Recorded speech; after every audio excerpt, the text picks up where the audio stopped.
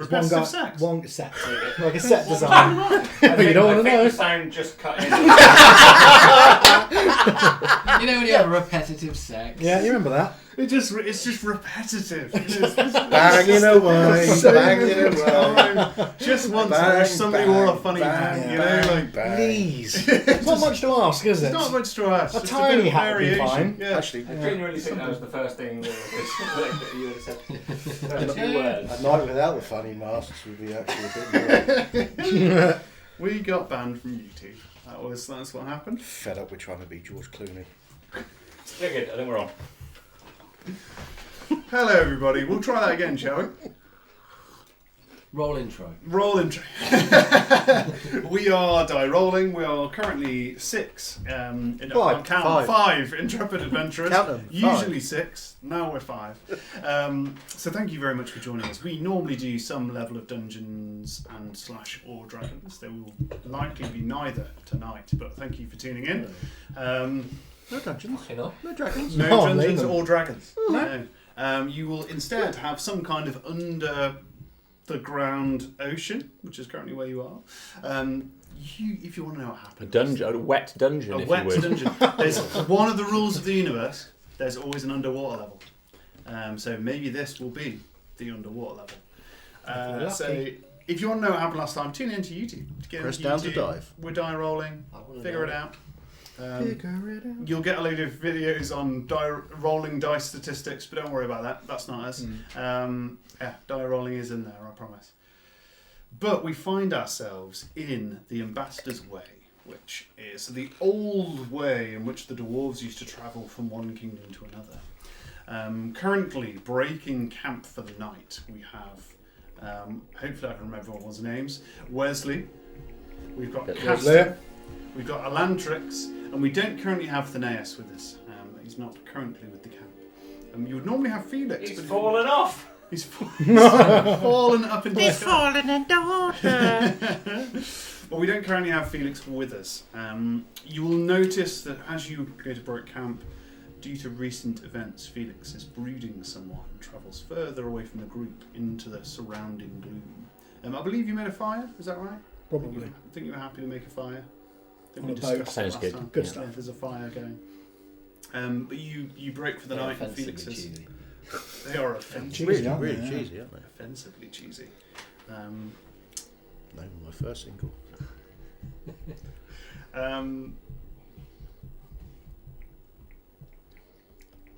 You know that you're sleepy.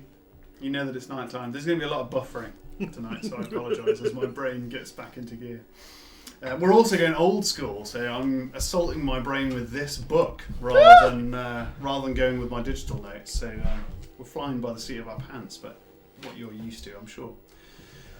So you're breaking camp for the night. You have no way of telling whether it's night or day down here, whereas previously you had these kind of ore running through the surface of the cave that kind of refracted light. The Ambassador's Way is slightly different. It's a very natural forming cave.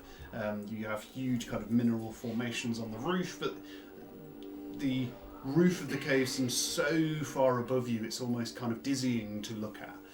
It's almost akin to stood inside some kind of gigantic cathedral or something of that nature. As you look, it seems to stretch on into the darkness. You can see around the fire you can see this vaguely green tinged water lapping around this rock island that you're on. There's no vegetation or anything. Rock island. There's no vegetation or anything, but you can hear the gently lapping water. As you went out on your little boat on a chain, you'll notice that the water does get quite choppy. There's some kind of natural forming air current that passes through this chamber. It's not kind of a glassy, ice-like, glass-like surface. It is choppy out here. The water does ebb and flow, but you're not really sure where from. How are you resting? How does the rest take part? Are you all bedding down? Are you all doing things? What's currently happening? Please, Wesley. I was just looking at my stats. I'm currently rested, so I don't know if I've done that preemptively. Is anyone else rested, or is it just me? I think you are resting. You might be resting purely because you're very tired, having not slept in a very long time. Probably a bit drunk, probably just asleep now. Yeah. Very snory. Casting sleep and snoring. What's Alantrix doing? Yeah. From memory, hadn't a large amount of time passed, and we effectively long rested in that, and then Yes, and then that's right. we just set off on our boat. So I don't think we need a long rest. Per Oh, se. okay. So Yeah, too well, late. maybe I'm. Gaston's already gone to sleep. Gaston's already on the sleep. Well, mind you, Fell you asleep have like an hour it ago. will be night time because you have been drinking for a long period of time. Okay, sure. Because Yeah. you had the celebration, if Yeah. you remember. So. Well, she'll be sort of relaxed, but not asleep. Yeah. Okay. Yeah. What about Wesley? What are you up to? There's not a lot to see down there, is there? It's a bit dark. It's a bit of a chain. Who's pulling the chain? The chain is currently attached to an iron ring that seems to be kind of almost. You're not sure by what means, but it is attached to the stone. So it's a very long chain that stretches out into the water. That the boats.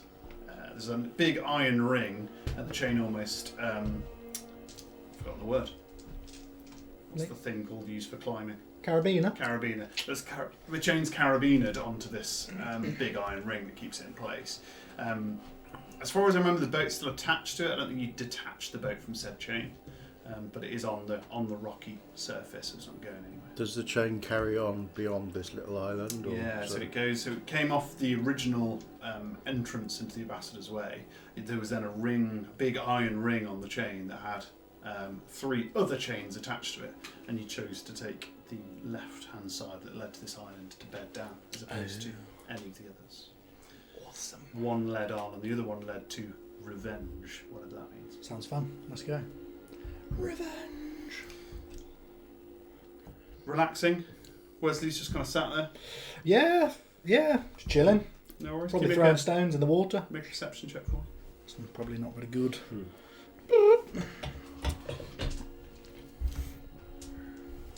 It's a 1, not natural. A 1, Not natural. a not natural 1. Yeah, I got -1 persuasion, rolled a Okay. 2. Nice. I like that. Oh, perception, not persuasion. Perception, sorry, yeah, so I did, I did. Yeah. I see the P's.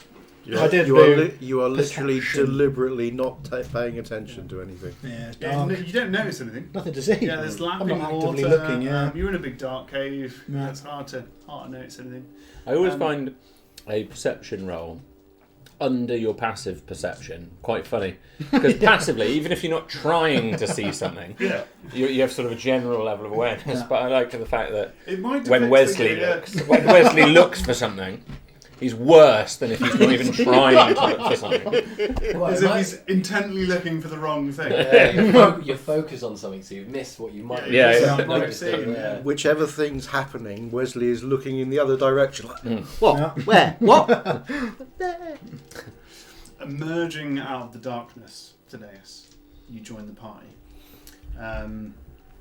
There's a small collection of your friends, only 3 of them, around a fire. Can you make me a perception check, please, as you take in the surroundings for the first time? Zubbity-doo. Zubbity-doo. Where's my perception gone? Perception. What's in a bag? What's in the bag? Loads of dice. I would have dice bags the other day. Not natural one. I rolled a natural 1, Nice. which gives me a grand total of 3. You've been So travelling. I literally trip over him while he's looking in the Yeah. other direction, Which is why you not don't see seeing me. anything. Yeah. Gee, Imagine like nothing. a back-to-back mode. What is all this place? Yes, you and Thanaeus bump into one another around the firelight. Oh, there you are. I've been looking everywhere for you lot. Hi, where have you been? Did you climb that chain all the way out here? No, tunnel out the back, Ah, well, nice. leading straight out of the big hall. Straight here. Well, sort of followed the largest one. God, we were tugging for hours. Really? Gaston was anyway. It's a long tunnel. It is, yeah. Tugging for hours, right? Yeah. Bloody hours. Probably why he's asleep. We've got a Landrix and Gaston. Tug. Yeah.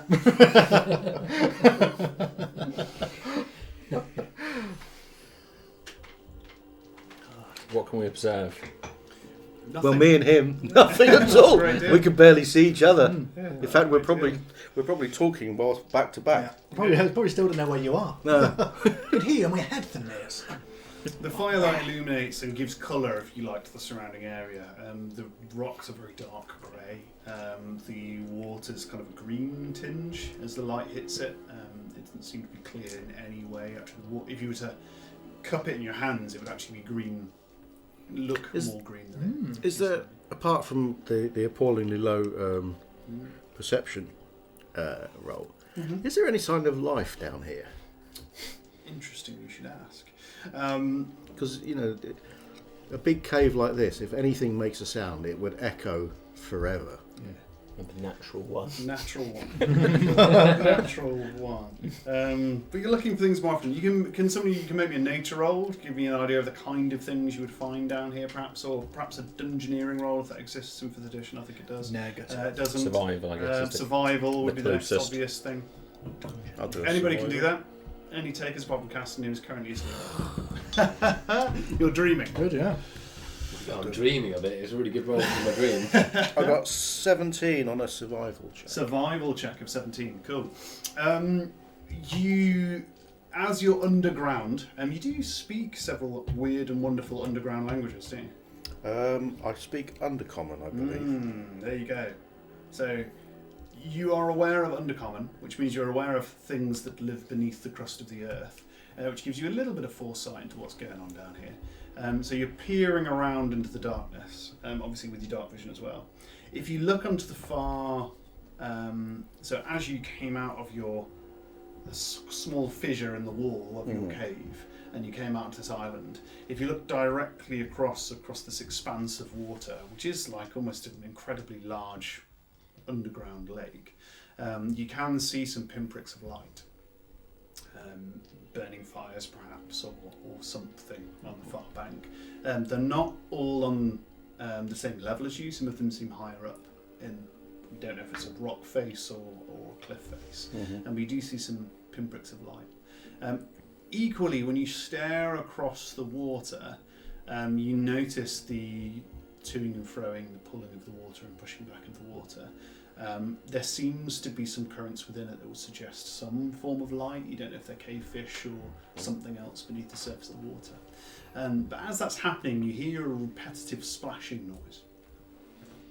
Repetitive, which is the key word of this evening. A repetitive splashing noise occurring. As you look out across the water, there's two fairly large things swimming. They're not swimming towards you, they seem to be swimming from your right hand side. And they do kind of stop every now and again, and you hear like a low rumble of these things. And then they continue swimming along. They seem to be slowly swimming across from the right to the left, and then they seem to go towards, almost away from you, towards the other side of this cavernous expanse. How far away in the water? How would you figure out how far away they are? Throw a stone. I'm not throwing a rock at something that might turn out to be hostile, especially if it doesn't like having rocks chucked at it. Yeah, that's fair. None of the rest of us have seen this yet. This is just Phineas doing his thing. It's just the Naeus doing a survival check. You can point it out. if you Doing want. his thing. Do you hear that splashing? Wow. That way.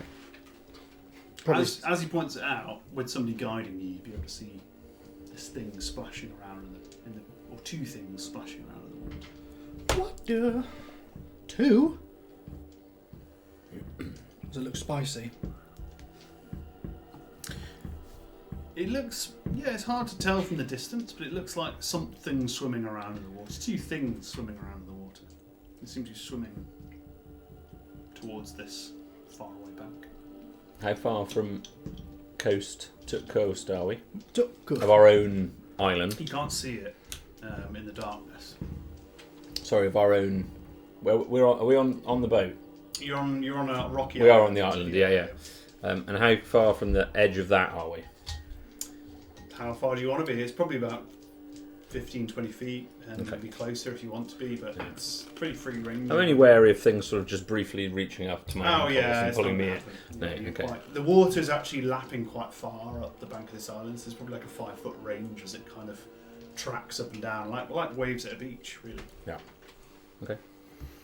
So you're far away enough that something can't just grab you. Yeah. But they seem to be swimming further and further away, stopping briefly every now and again, and you do hear a low noise, which you assume is some kind of talking, but you don't know. Lantrix is barely interested at this point. She's fine. You've got it in hand. Should we say hello? Could do. Maybe the dwarves. I don't think they're dwarves. I think they're more fishy type Murgle. things. Fishy? Fishy dwarves. No, just fishy fish. Not dwarves. Well, maybe they could be, I suppose. What language do fish speak? You did? Oh, Episode I 5. don't think you guys met him, but there was somebody who could speak fish. Just behind you on the wall there. He's behind you on the wall there, speaking fish. Speaking fish. I'm just going to sort of clap my hands together once, or, Yeah. loud enough to be heard at that sort of distance. Sure. See if I can get their attention without throwing something at Speak them. to the fish Speak to the with fish. your hands.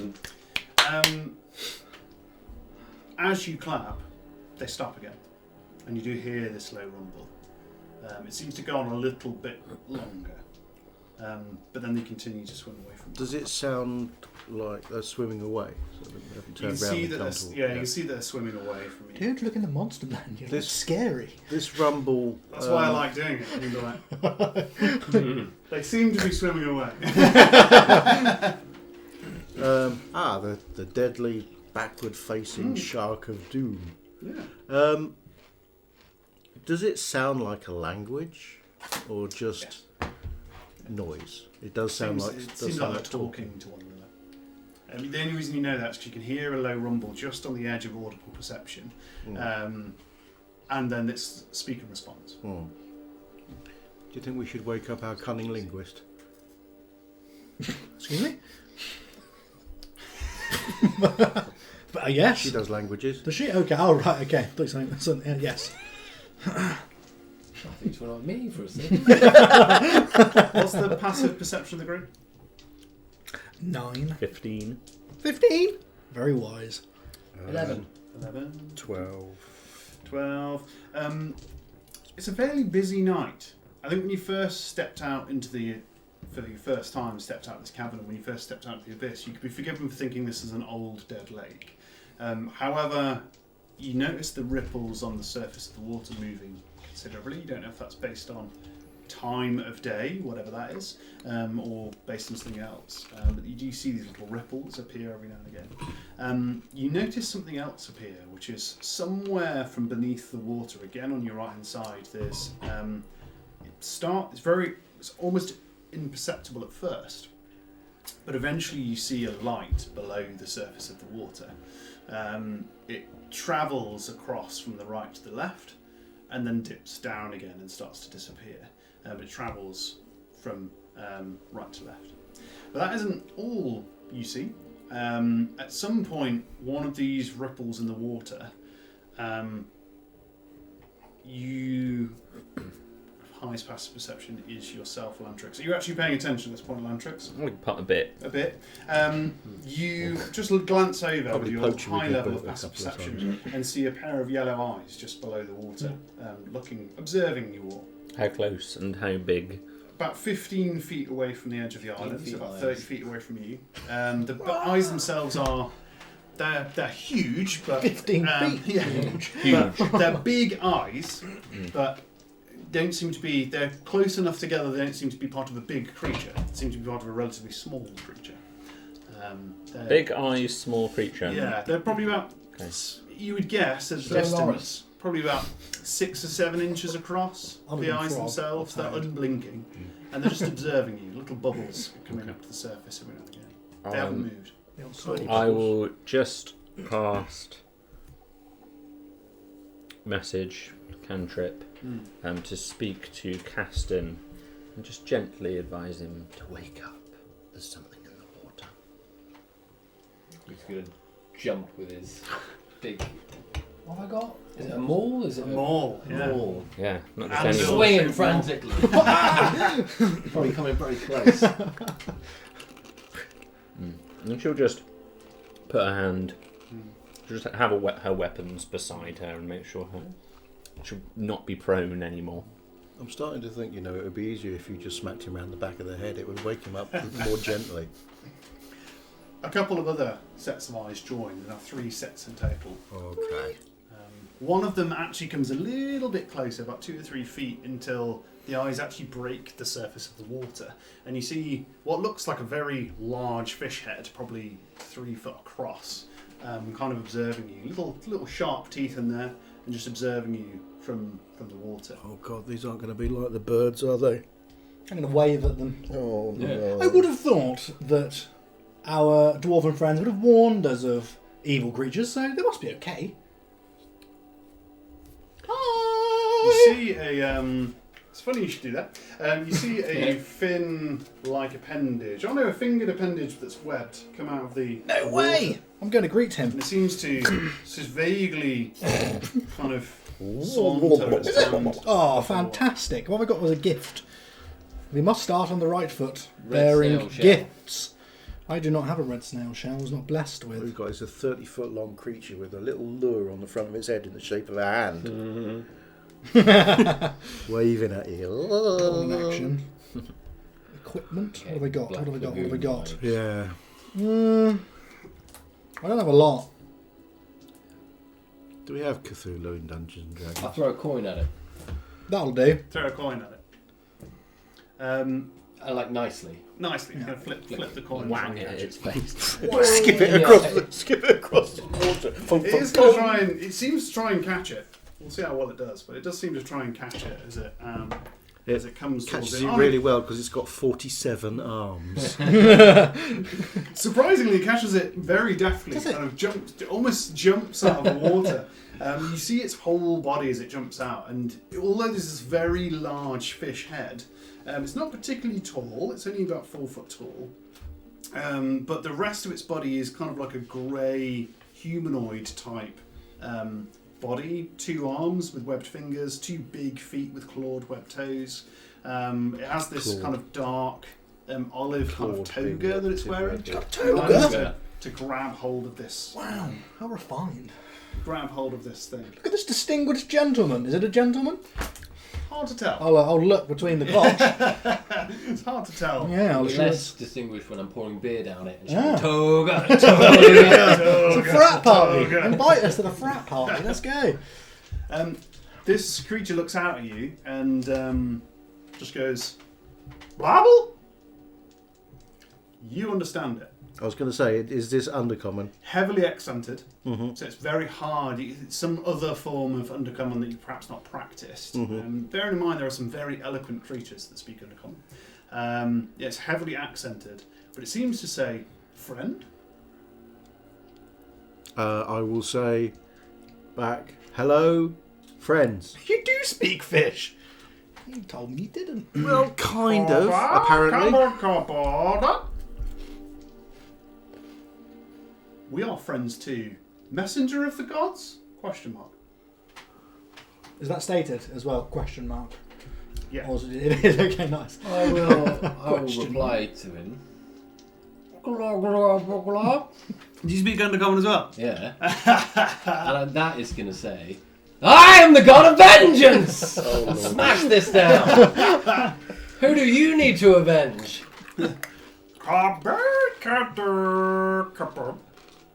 Which vaguely sounds like the big green people are living in our house.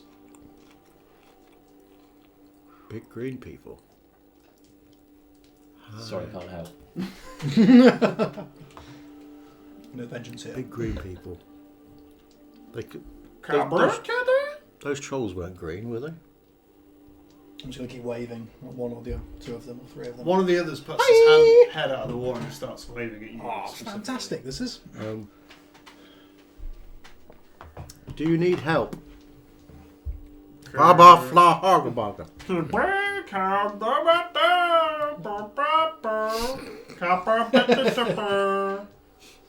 going to be a long You're a Sims episode. character. The gods live in the ceiling, and they used to send messages down to protect the cave. I will pass on the translation. You don't speak Undercommon. All right. Wow. Really? I This speak creature 8 seems- other I languages, you thought know. you spoke everything. From Wow. Honduras, from Bundambo.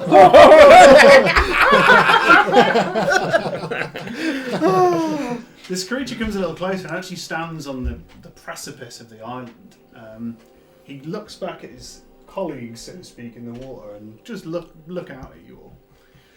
I will ask him if there's anything that we can do to help.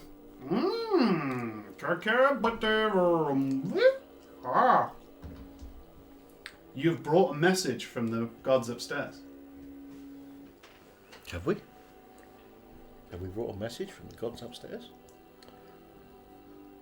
Ask the hammer. That is true. That's a very good idea.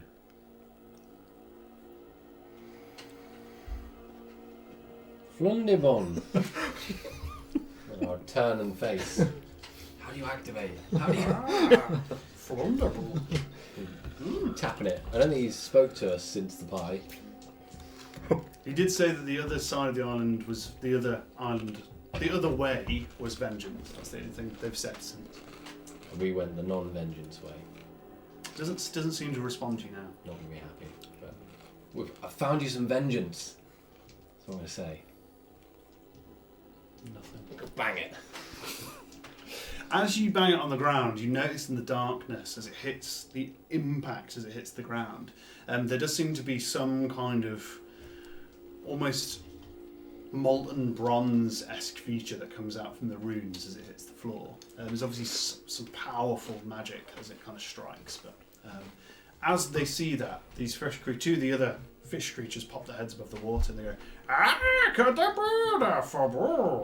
you have come from the gods. This is a messenger from the gods.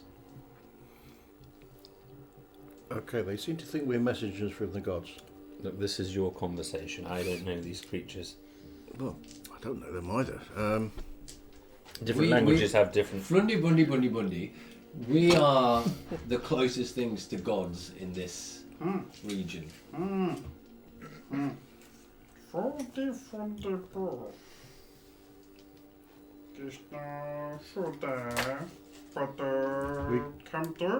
We can help you. Show us. Have we still got the boat? Near the boat? He turns around and points to the other island on the far shore. They want us to go to the other island. We're doing some crumping. Possibly. Possibly things to crump. He says there are gods in the ceiling and there are gods in the floor. Mean anything to you? Are there still eyes in the water? Or have I seen all the eyes that I saw? There's only 3 of them. There's 3 separate creatures. But we saw a big glowing light in this water at some point. You did. Bigger than those glowing light eyes. Yes. Yeah. Well, the god in the floor is that giant glowing light, I suspect. And then as for the ceiling... Could there be dwarven submariners? Could you perceive anything up top? No, looks very much like it did before. Flundi Bundi Bundi. Mm. We are God's mercenaries. Ah. And we can help. Mm-hmm. But we can't help for free. Mm. Every god has got its price. Mm. What is your offer? Sneaker? Sneakers. Sneaky? Sneaking. Shiny sneakers? We don't have much. We're a humble race. Everything we have, we give to the gods. The god of the ceiling and the god of the floor. You don't just pay with objects. You can pay with service, Oh no. muscle, Oh. Oh, yeah, Slavery nothing was about to happen repetitive. there, I thought. Service. Uh-oh, seems too keen for that. I'm afraid of a bit of repetition, I don't think. You're going to be marrying another princess. 1000 XP, let's go! Well, I think we should head to the next island. We're not impersonating gods. here, are we? Ah, big green. We live in the house of the ceiling gods over there. Do we Big have green people have we got come any- and they take over. any mementos from any previous encounters we've had? Like the head of any of those No. green things, if we've encountered them? We can't be directly underneath the tunnel, the hole, can we? Surely we've gone much further than that. Yes, we have. Maybe This is a scepter of the gods. He points at the hammer. Ah! Slam. Our home, ornately carved with carvings of the gods. Hang on a minute. That's a good shout. We can check that out. In the bottom of the hole, the side with the water in it, there was glowing things swimming around in the bottom of that, wasn't there? Yes. Yeah.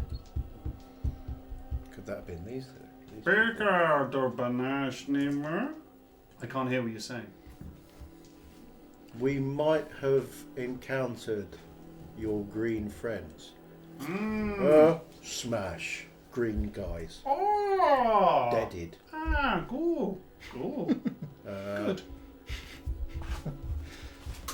Have you seen them recently? Oh, did we scare them into Tunneling this neck for of us. the woods? We might have done. I'm not hopeful. Can you ask this being whether it knows where Stiltmire's cavalcade of contraptions for conflict, confrontation, and outright combat might be? Ooh, Schnurherva didn't go for local Stiltmire? Stiltmire. Ah, Stiltmire. Ah. Huh? Yes, I know that name. They know the name. Well, I'll be blown.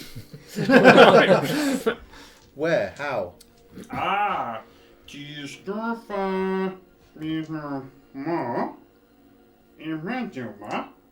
The god of the floor opened up and they came out and told us of Stiltmire. From the giant clam. Okay. Stiltmire, god of floor. In beginning, only one god of the ceiling. Now there is god of the floor. He come 4 or 5 days ago. I'll pass that on. Glowing. Could you, if we help you, could you point us in the direction of Stiltmire? Brinker? Point? Yes. Could you show us where he went? Show us to him. Or is he still? He's still here. God of floor. Okay. Open up. Tell us of Stiltmire. What language does a god of floor speak? What language does Fish. the god of floor speak? God of floor, hobba hobba hobba. No, kite, poto.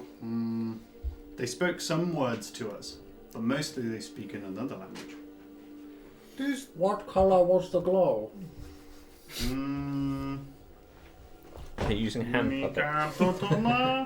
I don't see very many colours. Can you ask him if the god of the floor looked like any of us? Can you lift him up? Probably. Yeah, he would like that. This creature comes over to you and starts like trying to hoist you from the belt. You're far too. I'll rub him on the back. Just give him. I'll be. Given that you're a dwarven or a Duergar paladin. He's not. He's a Yeah. very weak individual, but seems very easily tricked into doing menial labour. Doesn't seem like a combative gesture then. He's just. Mr. Brr! He goes, he's so strong. Brr. Yes! Messenger of the gods. Ah, Mm. me? In the carvings, the gods look like you. What What did he carvings? say? What he thinks you're a god. I'm not from here. On our island. We're going to the island. They have carvings there of dwarves. Did you just say big face? Did you just say big face? Yeah. Oh, I'm getting good at speaking this language. I understood big face.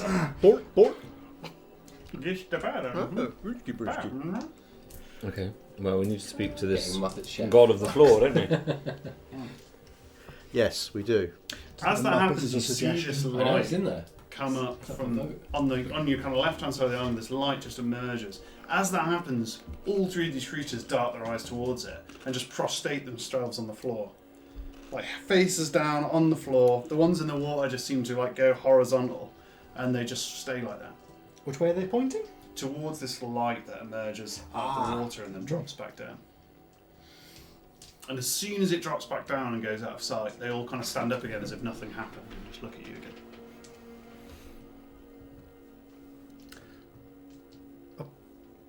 Don't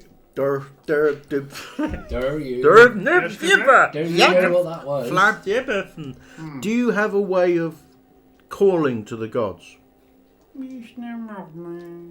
Not really. He kind of just moves around. We think they're looking for something.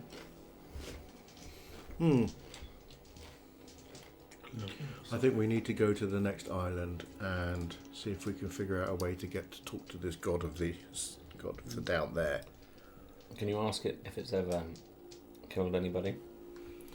Has the god of the down there ever killed anybody? Very occasionally. It's only been here for 4 days. Anyhow, occasionally. 14 times this week so far.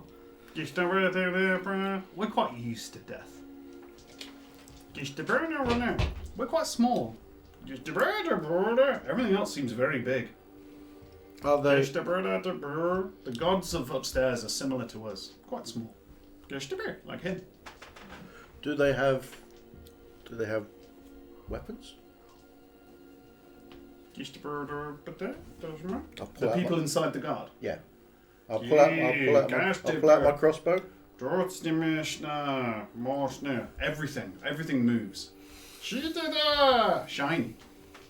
The people inside. Do you say the people inside the god? Yeah. I think we've got some like gnomes or something in there. Yeah. And clam. In the clam. Yeah. Zolan's down there. What happened to Zolan? Just pulling levers. Maybe he's Clam. still pulling levers. I think we've got some sort of underwater machine, maybe. They won't help us. The god is very busy. They're looking Looking. for something. They're looking for something under the water. Are they looking for the stuff that we found? That's what I'm thinking. Do you know what they're looking for? They tried to tell us, but we don't really understand. Did they have an anvil with them? The god's ways are mysterious. I'm going to speak Gnomish Mhm. and try and over-exaggerate the accent Go on. and say, do they, when they normally speak, do they sound a bit like this? Go on then.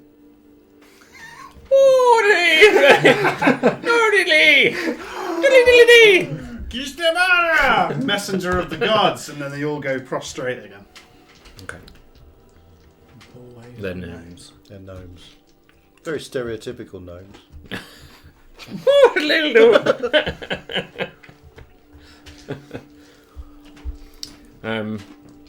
Okay. We need to talk to these gnomes. Yes. How How are we going? far down? Yes. How far down Did they go?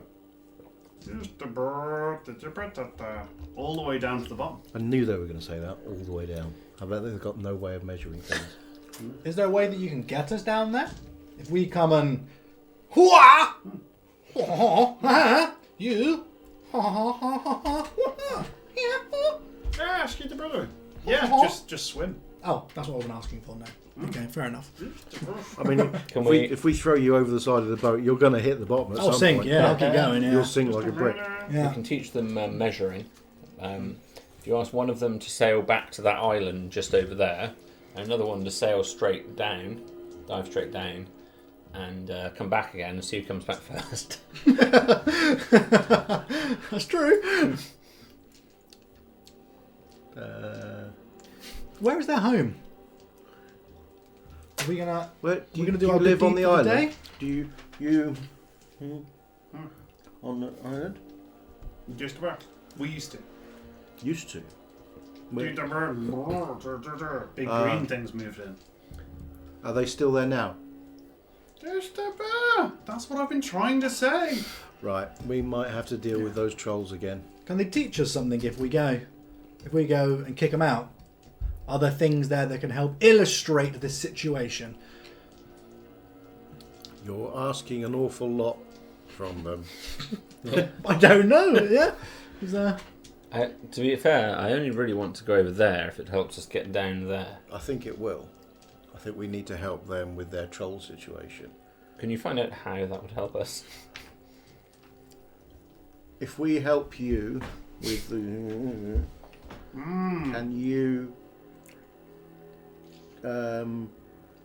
get the attention of the god under the water? We don't have to. You're messengers of the gods yourselves. Arse. He speaks God. Yeah, he thinks that we're Why with does him everyone anyway. keep thinking I'm a he? It's 5 o'clock shadow. Also, Hundiflundi, where do we find this next chime? Chime? Chime? Very loud noise. Mm. I don't know. I'm going to relay the story real quick in Flundi Bundi and get the lowdown. There was a very loud noise, and the gods were punishing us for our crimes. When the gods stopped coming down the stairs, we started to live in their old houses. They punished us by sending the loud noise. Sounds about right. Agreed. They were right to do so. The cave was falling. She's now going to do her dwarvish Mm. and ask, did the gods from upstairs sound like this? Messenger of the gods, and they all start going prostate again. Okay. He seems to say that over his shoulder towards this group of people behind her. It's that the leader would really like these people. Yeah. Okay. Take us to your leader. I've always wanted to say that.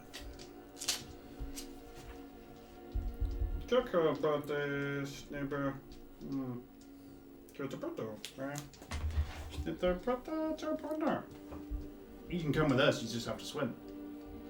We have a boat. Boats don't go under the Down. water. Yeah, I knew you were going to say You that. could. Don't break the boat. I'm not swimming to the next island. Well, Right, we're at a bit of an impasse here. We we need to knew get. a sea elf. Yeah, that would be useful. Unfortunately, the only sea elf. Hang on, no, I don't even know the sea elf. That was a different character entirely. Wind that back. Right, we need to get to talk to this. These gods under the sea. Gnomes. The only way we're going to do that is by going under the water. We can't do that. We can send these ones down, but they think that we can talk to them anyway. How far down's their house? Is their house under the water? Do you live under the water? Just about it. We used to live in You used to live in the House island. of the Gods. You used to live on the island, but now you live under the water. Yeah, just over. We live a bit everywhere. Okay. Just about it. Sometimes we sleep here. The points of the island you're on. Saucy. Well, let's follow. To the island or down? We can't go down.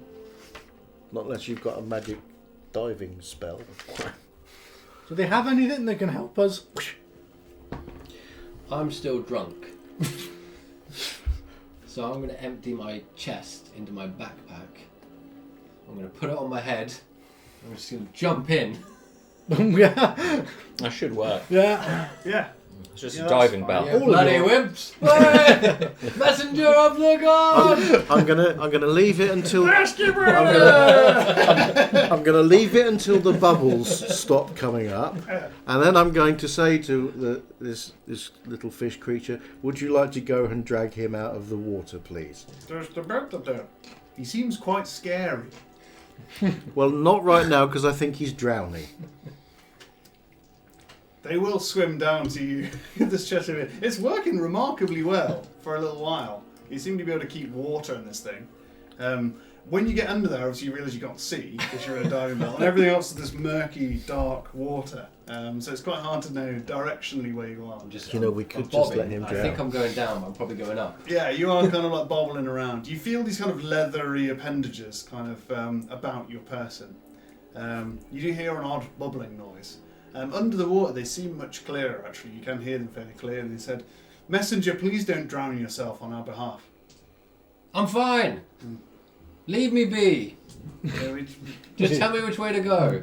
Yeah, but you can keep going down. That's fine. Well, he's going to keep going down inevitably. Eventually, it gets quite hard to breathe. Is what you're noticing. But you do seem to have broken the surface of the water. You seem to be underwater. But you have broken the surface of the water, at least. Probably a bit tired now, I'm just going to nap. Yeah. Can I have a So fish? you just feel, you do feel quite tired all of a sudden. As I think I'm going to go back up. I've Windy, given up. windy. as that happens, you notice the water around you starts getting lighter and lighter, as in like brighter light starts appearing. And then you start hearing a clanking noise. At first, it's just the periphery of your hearing. No, he's and then going you to be our start hearing a first very contact. loud clanking noise, almost like a mechanical clank that is repetitive, that keeps coming louder and louder and louder. From the surface, what you start to see is the silhouette of a very muscly halfling with a chest in his head, as a bright light starts to shine brighter and brighter and brighter around him. Funnily enough, your fish friends disappear. They seem to scatter as this happens. You feel something very hard, almost compress you on either side. It's kind of metallic and hard, and it seems to squeeze you either side. The form of Caston is raised out of the water on two very large brass appendages as water drips from him. He's still got a chest on his head. And these two very large, they can only be described as mandibles, but with kind of flat surfaces on the front. And an incredibly large thing. It's likely kind of 30 foot long, you think. It's mostly brass, but there are bits of wood that you can see. It seems to be almost pill-shaped with these two appendages in the front. There's a large dome that seems to be of some kind of gemstone that's on the front of this thing.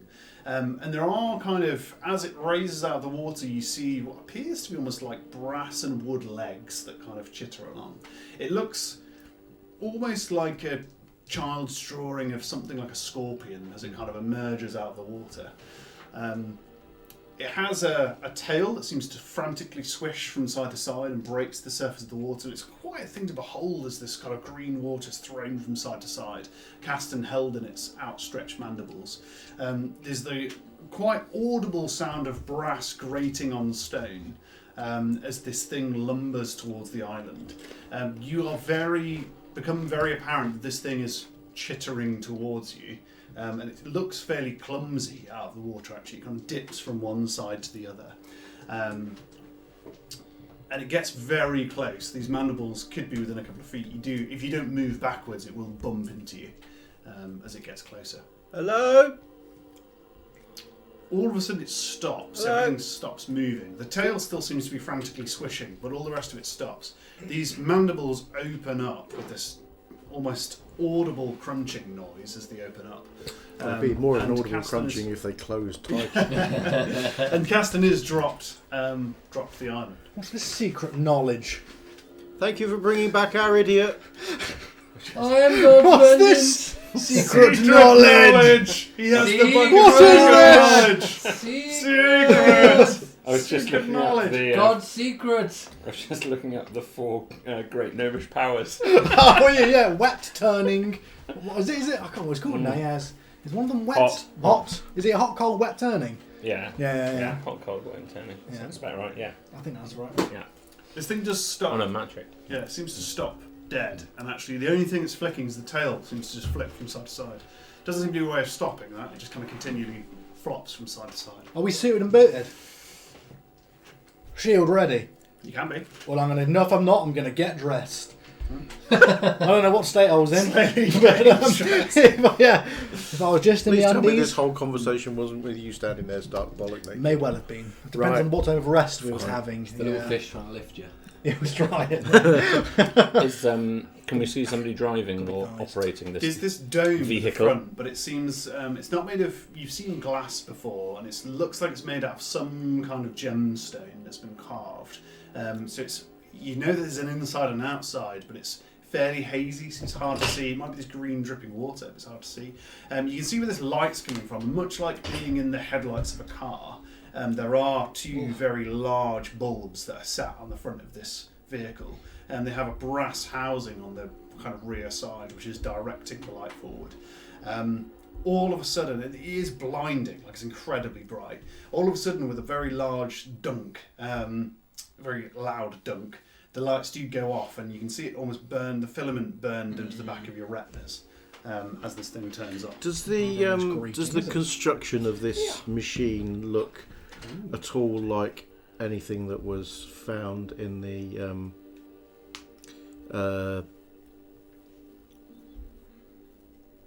by the Great Bell? No. Great Nell, sorry. The machineries they had there, the Great Orrery and everything. Is it similar sort of construction? Similar in places, yeah. Mm. It's advanced construction. Is very advanced. You will have seen bits of things like this before when you encountered the large golem-like creature that accompanied 2 gnomes. That's a lot. Yeah, That's near- previous characters, I think. No, it was you guys when you were travelling towards away from Spetkaza. No, No, at some point that was with Not, wasn't it? was it? A long time ago. I think that was Was pretty. that one Yeah. of these characters? Jeepers. No, that was Selden and Not because we Oh, found, yeah, that we was- found Not in the town. That's Yeah. right. Yeah. That's So the right. previous, Yeah, sorry, previous previous time ago in a characters. galaxy far, far away. Maybe Yeah, Elantrix might be the only one that Oh yeah, may have been Elantrix would there. have seen it. Caston's just going to shout, who are you talking about? To the sky. Am I aware of any of these contraptions? Obviously, I don't speak Gnomish, but throughout just the hearings Yeah, on can you make me? the interdimensional, is this like a massive shock, or am I kind of like aware that stuff like this is? You would know. You will have overheard conversations. Would of I? Yeah, I kind of contraptions have an like this. idea Obviously, of- you've never seen Yeah. one, but you will have heard. Of, they're not on. To say the devices are not uncommon is untrue. They Yeah. are common in certain areas of the world, Yeah. so you will have heard about them. Yeah, yeah. People talk about these kind of things a lot because they're wondrous to behold. Yeah. But so you will have overheard a lot of conversations about them. That being said, they're fairly rare to see, but quite commonly spoken about. Yeah. Other than that, nobody seems to kind of come out or do anything. You speak of the lingo. This one's on She'll you. approach it, and she'll call, "Hello there, Gnomish." You hear a crackling noise, almost a voice comes out that you'd hear like the London Underground. It's very distorted. But there's always a speaker coming out of somewhere, and it just goes. There's a delay. Yeah. Hello. What are you doing here? We have come from. What's the name of the dwarven cave? It's the no, we're still in it, aren't we? The upstairs. passage of the What's the mountain? What's the mountain? Ben, Arlek? Alec. No, we're from Gordon Arlek. in Bandorn Mon. One of those. We're from Arlek, but we're Gordonin. Yeah. We have come from Gordonin. You overhear a conversation. Now, piecing, you clever people, piecing one to one together, you think this person's not released their button of the receiver and they're having a conversation with somebody else on board. And they're speaking in Gnomish. Did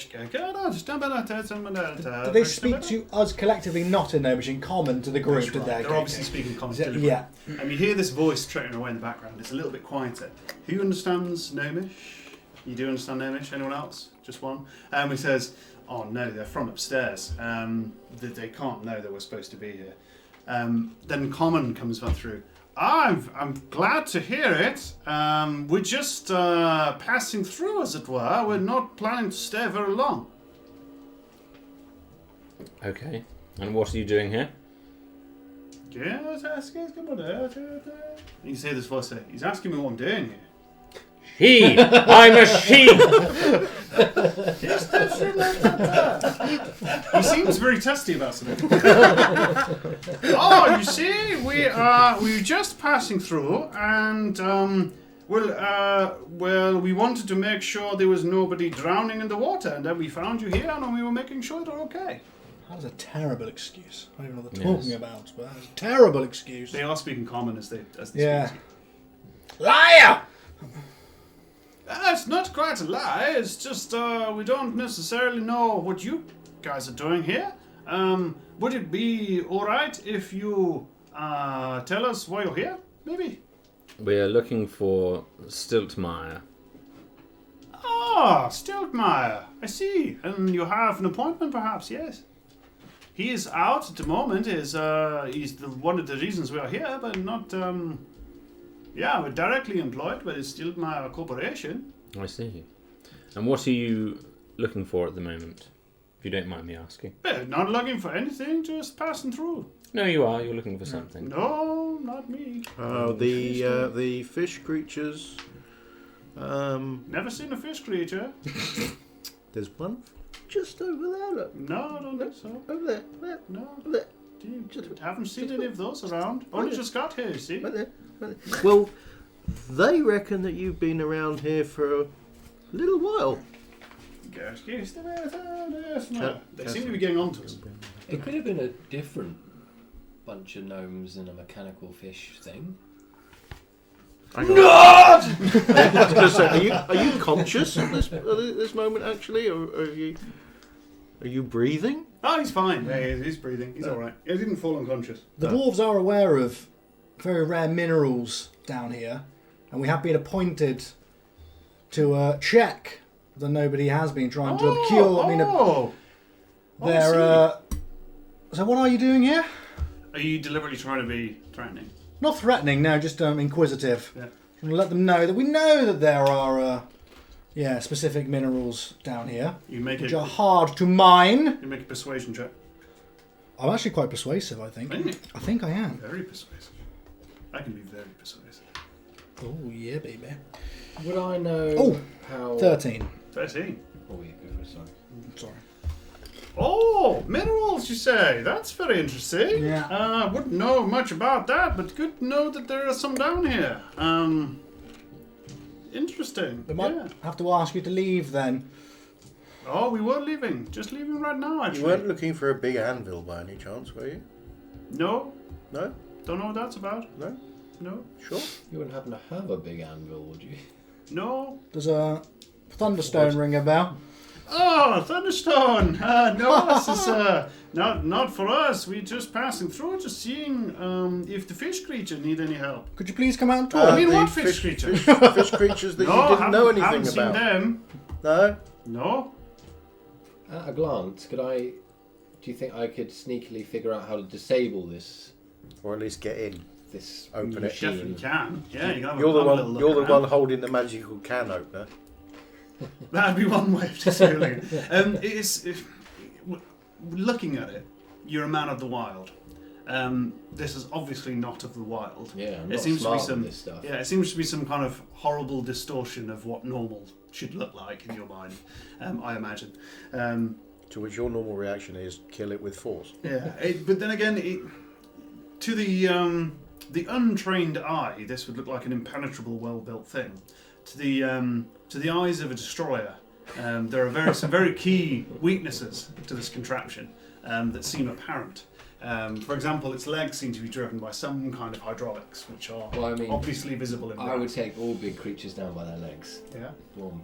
that would certainly work if you felt inclined. You would think it might take some time. It's not insubstantial, being 30 foot long. Its tail is still flapping around in the water, by the way. It's just kind of water splashing from side to side. Other than that, it is dead still. We'd like to pay a visit to the clam, please. The clam, sorry? The big shell at the bottom. I don't know what you're talking about there, friend. Oh, you mean the opening? I think you might be talking about the contraption that we're in here. If we were to get out, then the contraption would open much like a clam, yes. I see. You are the clam. Never had that said before. Strange thing to say. And may I ask who you're working for? We are employees of the Steelmeyer Corporation. And may I ask how Stiltmeyer makes his money? Steelmeyer is the manufacturer of the finest arsenal of weaponry in the known world. We would very much like to speak to you. But a lot of people would like to speak to Steelmeyer, yes. He makes all kinds of contraptions, mainly for conflict and combat and such. Now, when I just because The procurer of weapons. it's been about 6 weeks in real human time. Yeah. Yes, The- it's canon. The The hour of character. when I recently, just a few hours ago, did my check on where the item was that I was sort of Yes. pursuant of, I saw some kind of a gathering of individuals. I'm just trying to understand where I got this name. I can't remember where I got this name from. Oh, you looked through. Yeah, it was like Still looking through a Myers. portal into something, Yeah. wasn't it? Steelmeyers, yeah, you were given, you were asked a gnome in your vision, as it Oh, were. I said, where are we? Where are you? And he told the individual told you a name, and that's where you got your name from. Did they say we were at Stiltmeyer's cavalcade of contraptions for conflict, confrontation, and aero combat? That's exactly what he Yeah. said. Oh, Okay. God, God, no. Okay. Where could we find Stiltmeyer's cavalcade of contraptions for conflict, confrontation, and outright combat? Oh, you want to go to the fair? That's Yes. interesting. Well, I don't know. I can give you coordinates if it helps, but don't think you got a map on you. Haha, see what I mean? Could you give us a lift? I suppose so. We weren't actually going there right now. I mean, we're traveling away very fast, actually, away from the area. It would be a bit of a squeeze. You're all very large, yes? I show him all the coins. that I've got. That's quite a lot of wealth you got there for such a noble party. Such a noble party. I think we can strike a deal, I think.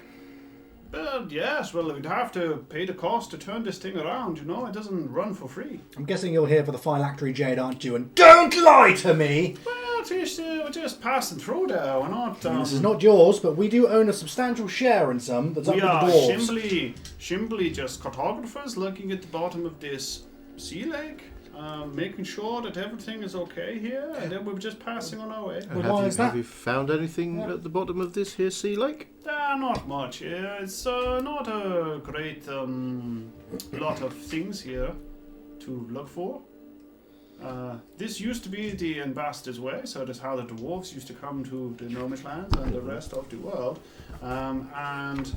Not a great deal has survived in the area. we actually found it to be quite hostile, and we had to use some of their defensive capability to make sure that the vessel was not penetrated, shall we say. And in doing so, we learned a little bit about the local fauna and fauna, but perhaps we have been compromised to a state where we don't have the same amount of energy reserves as we had when we left. And then we need to board this vessel. Is there a door that's obvious, or some kind of a? Doesn't seem like it. There's obviously, now that he's told you that it opens up, there seems to be like an upper carapace and a lower carapace. Yeah. And it seems to be like a lip that forms around the outside. And The legs are part of the lower. The only thing on the upper, because all the mandibles are part of the lower, the only thing on the upper is this kind of large dome. Could I break it? From a look. If you a want to, guess. you could If give it we a good go. break it, Break we're it not going to be open. able to use it. I don't think they're going to let us use it. I have ways. Now,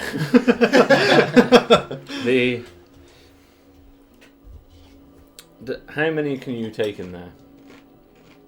People of your size? I don't know. I've never really tried it. It's not really. I mean, you have to pass basic training first, of course, which would take some time. And then you have to make sure that the baryomic pressure doesn't cause any problems to your race, which it may do. Obviously, the gnomes are fairly. At least we can be trained to withstand the high amount of pressure once you equalize. So, don't know really. I could sit and do the maths. Let me work it out. I'll work it out for you. Will it take 6 people? You hear an audible like scratching noise. So it's obviously somebody taking notes. Oh, it's on the actually inside. taking notes. Actually, this is surprisingly complicated. Can you tell me how much you weigh?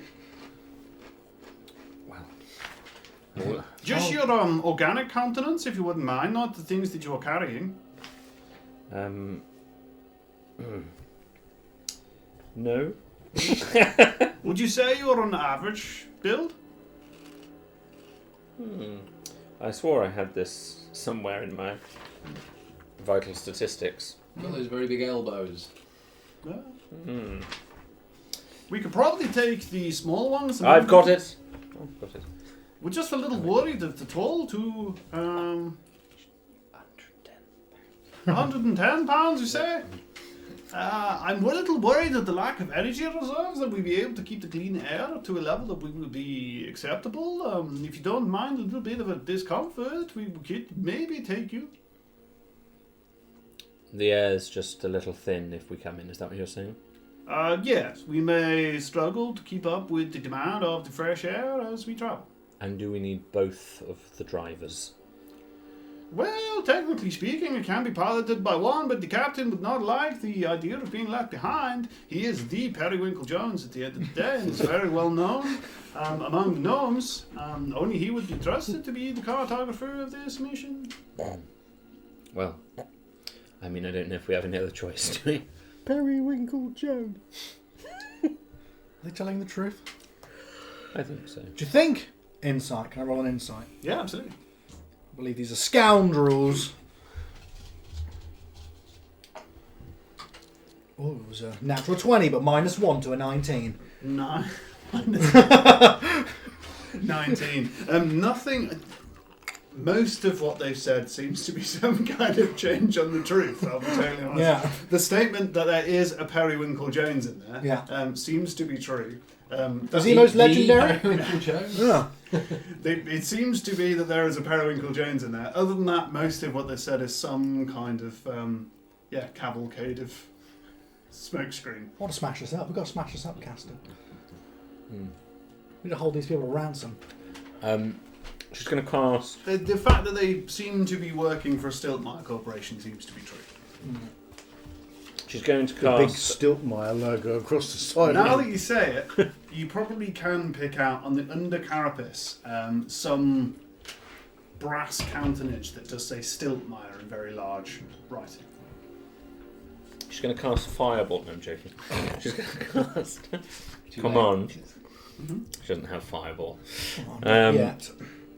I will cast it. And I speak a one-word command to a creature I can see within range. Sure. I can see it. I'll give it. Yeah. Wisdom save. Hit me with your best shot. fire away. 13 is the DC. Go ahead. Open.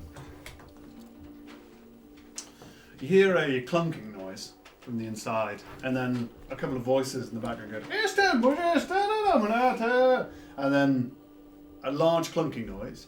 All of a sudden, you hear what sounds like escaping air. It's like a noise. You are kind of blown outwards a little bit as air seems They didn't to have to be escaping. depressurize No, first. inside. Flying out. It does seem to kind of be escaping from the inside fairly rapidly. They're panicked voices from the inside talking to one another. There's a big splat. And then it stops. And then you hear a large groaning noise, like a... And the top of this scorpion-like creature starts to winch upwards. And it actually clacks slightly. You think there's some kind of gear to stop it falling back on itself. So it's kind of going clack, clack, clack, clack, clack, clack as it opens up. When it's about 4 foot open, it stops dead. And a small footstool / ladder rolls out from the front. There's about 3 steps that goes down to the surface. Seems to be made of brass and wood. And sat in front of a large box with lots of levers coming out of it, and one large red thing to turn, is a very surprised looking gnome. They seem to be in some kind of leathery garment that covers their entire body from head to toe, like a one-piece garment. Sexy. It's got a brass ring around the collar that's fairly large. There's one person sat very much kind of in that seat. Towards the back of the contraption, in 30 foot, and a very large brass seat, there's somebody else sat there. Seems to be wearing the same countenance, if you like, exactly the same garb. Apart from he does have a little badge on his front. Periwinkle and Jones. It would seem like he's got something attached to his back, but you can't quite see what that is. I board the vessel I was immediately. going to say, oh yeah, me run straight forward, pulling out my crossbow as I run and pointing it directly at the side of the driver's head. Let's get some please don't point the thing directly at me now. I am the only person trained to drive the vehicle, and you could be in a lot of trouble if you don't deal with me with some level of positive countenance. Just to stop you going anywhere without us. I don't know what I'm planning on going anywhere. We're not going to hurt you. Just let us come Much. with you. Much. Well, we're coming down to port now. I'd take it up to captain there, but as far as I'm concerned, you member of the crew. While we're in, can we quickly have a little look to check if there's any documents lying around? I want to just find out what they're doing. I want to just quickly, before they've had a chance to hide Mission everything briefing. away, Yeah. have a look and see if we can. Are there actually maps or whatever paper I can take? So there does seem to be. Whatever I can So move. other than the control contraption at the front, the rest of the kind of outer side, if you like, of this vessel is almost like a low desk, and it goes all the way on the outside up to this big brass chair that's got somebody sat in it. The brass chair, as you notice closely, has some odd levers and buttons that kind of are around the chair, but other than that, it's kind of this big brass, almost throne-like chair with this individual sat on it. There are what looks like around the outside, almost like a toilet roll holder that goes all the way outside, and there's like a roll of kind of fine-looking parchment that's attached to this, and so you can almost roll it down and take notes as you roll the thing down. yeah. All of them have writing on. However, the writing is and drawings, diagrams, and odd sketches. But as you look at it, the writing is formed of kind of dashes and dots that seem to be on top of each other, and it makes up a very kind of complicated, as you view it in a page form, it's like this complicated line of dashes and dots that seem to make up. Those of you that read Gnomish will know that this is Gnomish. It's basically made up of a block of 4 different dots of various sizes or dashes of various sizes, and each one makes effectively a word, and they're written in that. It's incredibly logical language that follows from left to right. But yes, it's covered in notes. Most of them seem to be some kind of diagrams, little graphs that all seem to be measuring things, but it's hard to say what unless you studied it. Is there any sort of obvious samples? of rock or Lucas' head full of wee in the corner. We can't depressurise, Mr. Periwinkle. Use the bottle. We tried for this. The poop shoot. samples of rock or ore or Round precious round the back of this stones brass and chair, there things. seems to be several sample bottles that are built into tubes on the back. So they seem to be loaded somewhat autonomously in some way, but there's a whole row of them. Each one has rock samples in it. Scoundrels. So there's an awful lot of stuff here for just passing through. The driver giggles a little bit. Goes, ha! Awful! See what you did there? Very clever. Listen, Crossbow bolt gets slightly closer to the side of it. I was totally joking there, sir. Don't take no offence now. listen. We'll turn a blind eye to the theft of precious samples if you take us to where we want to go. And no more will be said of it. It's not me, half sorter the captain. Who is the one over there? I just drive the boat, you know. Presumably he's just here, isn't he? Is he? So you drive the boat. He doesn't. No. Point the crossbow at Periwinkle Jones. He immediately puts his hands up in the air. No need to get offensive now. I just here to help the mission go as planned. Just a hired countenance. And the mission is? Well, you know that we are here to investigate the lower caverns that are no longer used by the dwarves to be repurposed for the better of the elvish kingdom. Those scoundrels. It is quite above the law as far as the elves are concerned. We just do not wish to invoke the ire of the local creature or commerce. The dwarves are no longer in use of said cavern, and hence it can be reclaimed. So the dwarves are fine with it then? There have been no dwarves for many years, as you are aware. What about the fish? They live there. Is not above the stature of the Gnomish Commission made sure that there are no races beyond their own ability can make use of the ore. The ore. And what's your understanding of why the dwarves moved out? I don't know. They seem to have disappeared. I don't know if dwarves exist. You know, it's a fairy tale. I like to live my life by a level of logical order. Don't know what he is. Some kind of very strange human. I haven't travelled to the human land, but Listen, we'd like to go and see the fair. yes, I'm aware that is what you would like to do. However, I have a mission to uphold, and I am, of course, as you know, Periwinkle Jones, otherwise known as Captain Fantastic, and it is my mission to make sure that we have fully scouted these underground caverns to make sure that we are able to provide phylactery jade and thunderstone to the Elvish Kingdom. I knew it! Sorry, Mr. Periwinkle Jones, there's no room for you aboard this vessel. What is it that you mean, sir? You can carry on your mission while we head off to the fair. If your mission is that important, we'll drop you off. The fish can help you. You have a diving helmet. Goodbye, sir. I'm afraid I cannot allow you to take control of this vessel. Well, I'm afraid you have nothing to do to stop us. He's not a very big guy, is he? No. He's not. He's a tiny little. Come on. Tiny little gnome. Lapels and up. Before you do that, Wesley, can you roll a dexterity saving throw? Yes. He's gonna have contraptions. It's for 6. I'm not good rolls tonight. It's a 6. It's a 6. As quick as a flash, he reaches down the side of his chair and pulls out what can only be described as what looks like a small ray gun. But as he pulls the trigger, out of the side, 2 brass things come out, and it's actually a fold-out crossbow. Oh. So this thing comes out. Can you make... in fact, you will immediately, because that was a dexterity saving throw, take...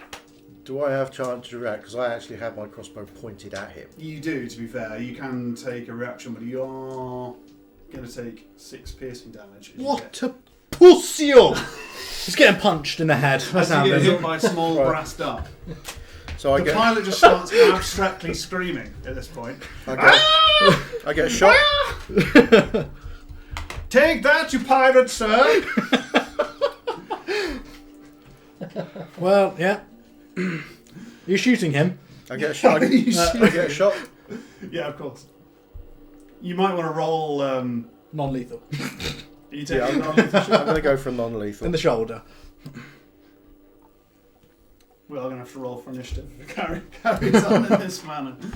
Oh, bollocks. That's 5. 5. This dart goes somewhere into the back of this contraption. No ricochet onto the back of his head or anything? No, it disappears. You hear a slight hissing sound. The driver starts screaming like, "The device is not created for this kind of combat on the inside. It's very potential for the outside." While this is happening, Periwinkle Jones reaches to his side and pulls out a long, thin blade that seems to crackle with some kind of energy, and then stand up. And as he stands up, the wind wasn't in a the whip. cave seems to brush past him, and a red cape that's roughly his own height starts fluttering in the breeze. He is How, truly um, fantastic. He is. How far away? Because the door is still open, isn't Yeah, it? it's How still far open. away are we from the nearest open bit? Well, the whole thing is open, so the top opened by about 4 feet. So around the perimeter, other than the back, everything is open. So it's Okay. all open to the breeze. Caston, can you eject him? I think probably. So it would be a wild swing, you know. Just golf swing. Batter. Yeah. It's like when you go to the edge of a cliff in Worms. yeah. Don't try and baseball bat him out the window. Can you make an attack roll for me? I can. I don't know what my new big maul is, but I will Yeah, of course. do the great. I don't want to axe him really, but But if you do use the the... shoot as an axe. Yeah, Tim. You can non-lethal, can't you? you can be non-lethal. Yeah, you can be non-lethal. I'm doing I non-lethal. was going more for like you're like hooking and Yeah, tossing. absolutely. I like that. Crowbarring him out of here. You get +2 to hit with that weapon, FYI, on top of what you would normally get. Okay. So it's whatever you normally have +2. Okay, so that was 14. 14 is definitely a hit. Okie dokie. Yeah, well, we'll roll the damage, but. Right. The damage would be like a maul. In certain circumstances, something else might happen.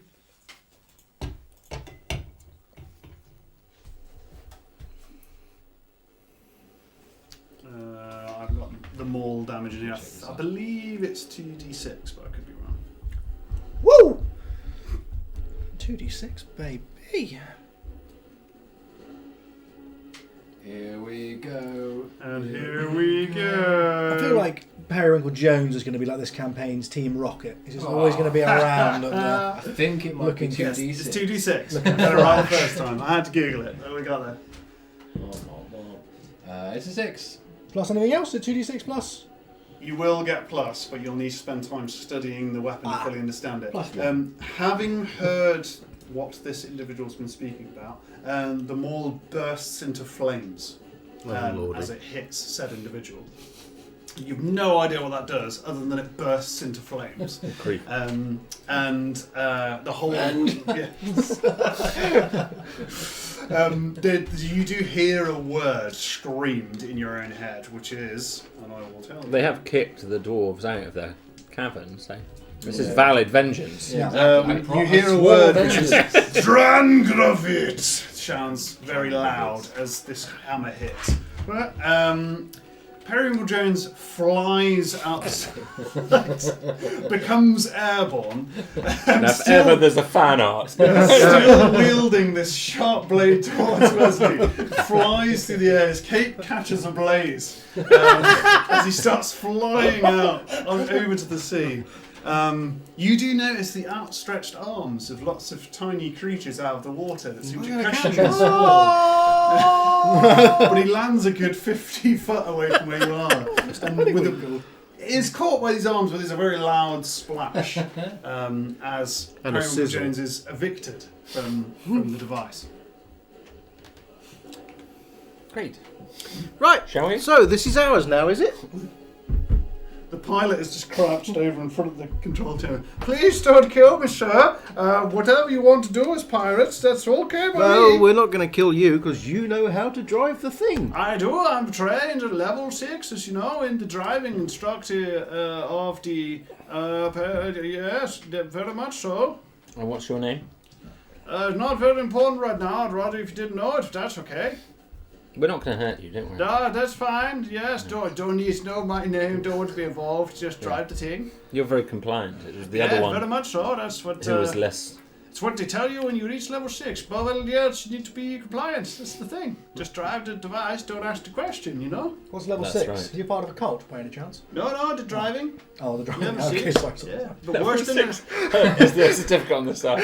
Level 6. This driver The has driving. achieved level 6 Not driving quite as good as certificate. level 8, but better than level 5. You know. Yeah. Level 6, the driving. Just a little row of certificates hanging above his seat. I can do land and the drill and the under the sea, but not the air.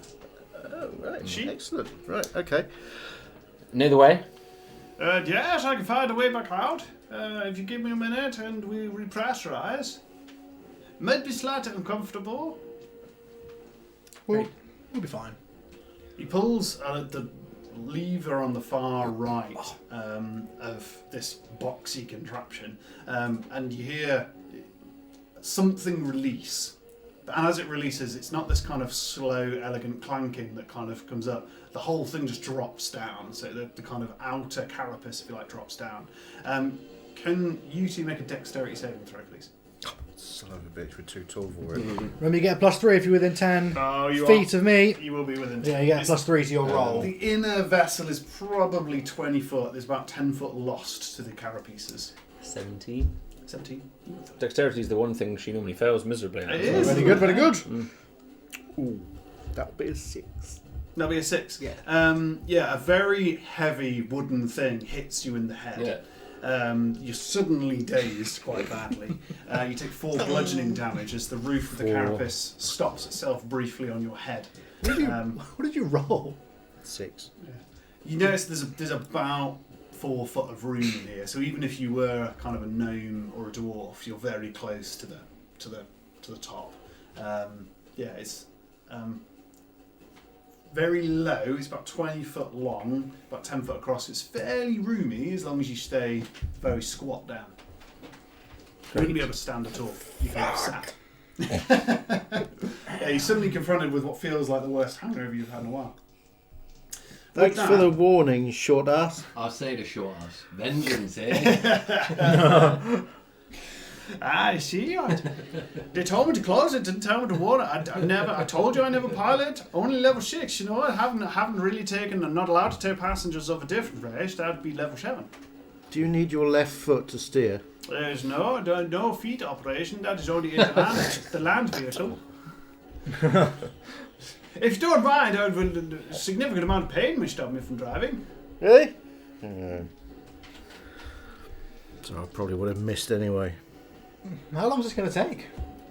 I swear, the talkers probably, could easily be 3 days. We better get moving. Are we moving yet? No, We're no, pressurising. Not yet. Can you hear the noise? There is this gushing noise as things Sorry. start to be happening. A bit of adrenaline. I can just hear my heartbeat in my ears. You start to feel this weird feeling as it feels like your head's kind of being compressed from the outside in. You suddenly find it hard to take in breath as it's happening. Don't worry, it'll be over very shortly. We have to pressurize the vessel to make sure as we go further down the deeper that you don't, have a problem. Can we see Mr. Periwinkle Jones as this is going on? You notice that this there's only really kind of front-facing view, but it is a dome shape. Yeah. So if you really kind of put your head in it, Or which like you to, can yeah. do, yeah. What is he up to? You're tall enough. He seems to be floundering, is the best way to describe it. Oh, okay. Floundering around in the water. There's a lot of outstretched arms that seem to be trying to right him because they're all trying to do it at the same time. He's kind of just being moved around and cycled. His cape isn't helping, so he's actually kind of wrapping around him a little bit. He's finding it hard to move around, but he is kind of flapping about. But you do get this almighty feeling of being compressed almost within this thing. The gnome in front of you seems to kind of wince, but doesn't necessarily seem to bear the countenance of it at all. You're obviously quite used to it. Don't worry, I'll be off very soon. And with a sudden, it stops. But you do feel under pressure, if you know what I mean. With that, it's probably about time we took a short break, isn't it? Are we ready for a short break before your Yeah. undersea voyage? Off to the sea. Who knows how Felix is going to catch up with you? Soggy paddle all the way, I guess. We'll figure that one We'll out. figure that one out in the next episode. Find out next week. Yeah, we're going to be take a short break, probably about 8 of your Earth minutes, just for us to refresh ourselves. And we'll join you very shortly. Thank you very much for stopping by, and please stay tuned. Bye. See you later.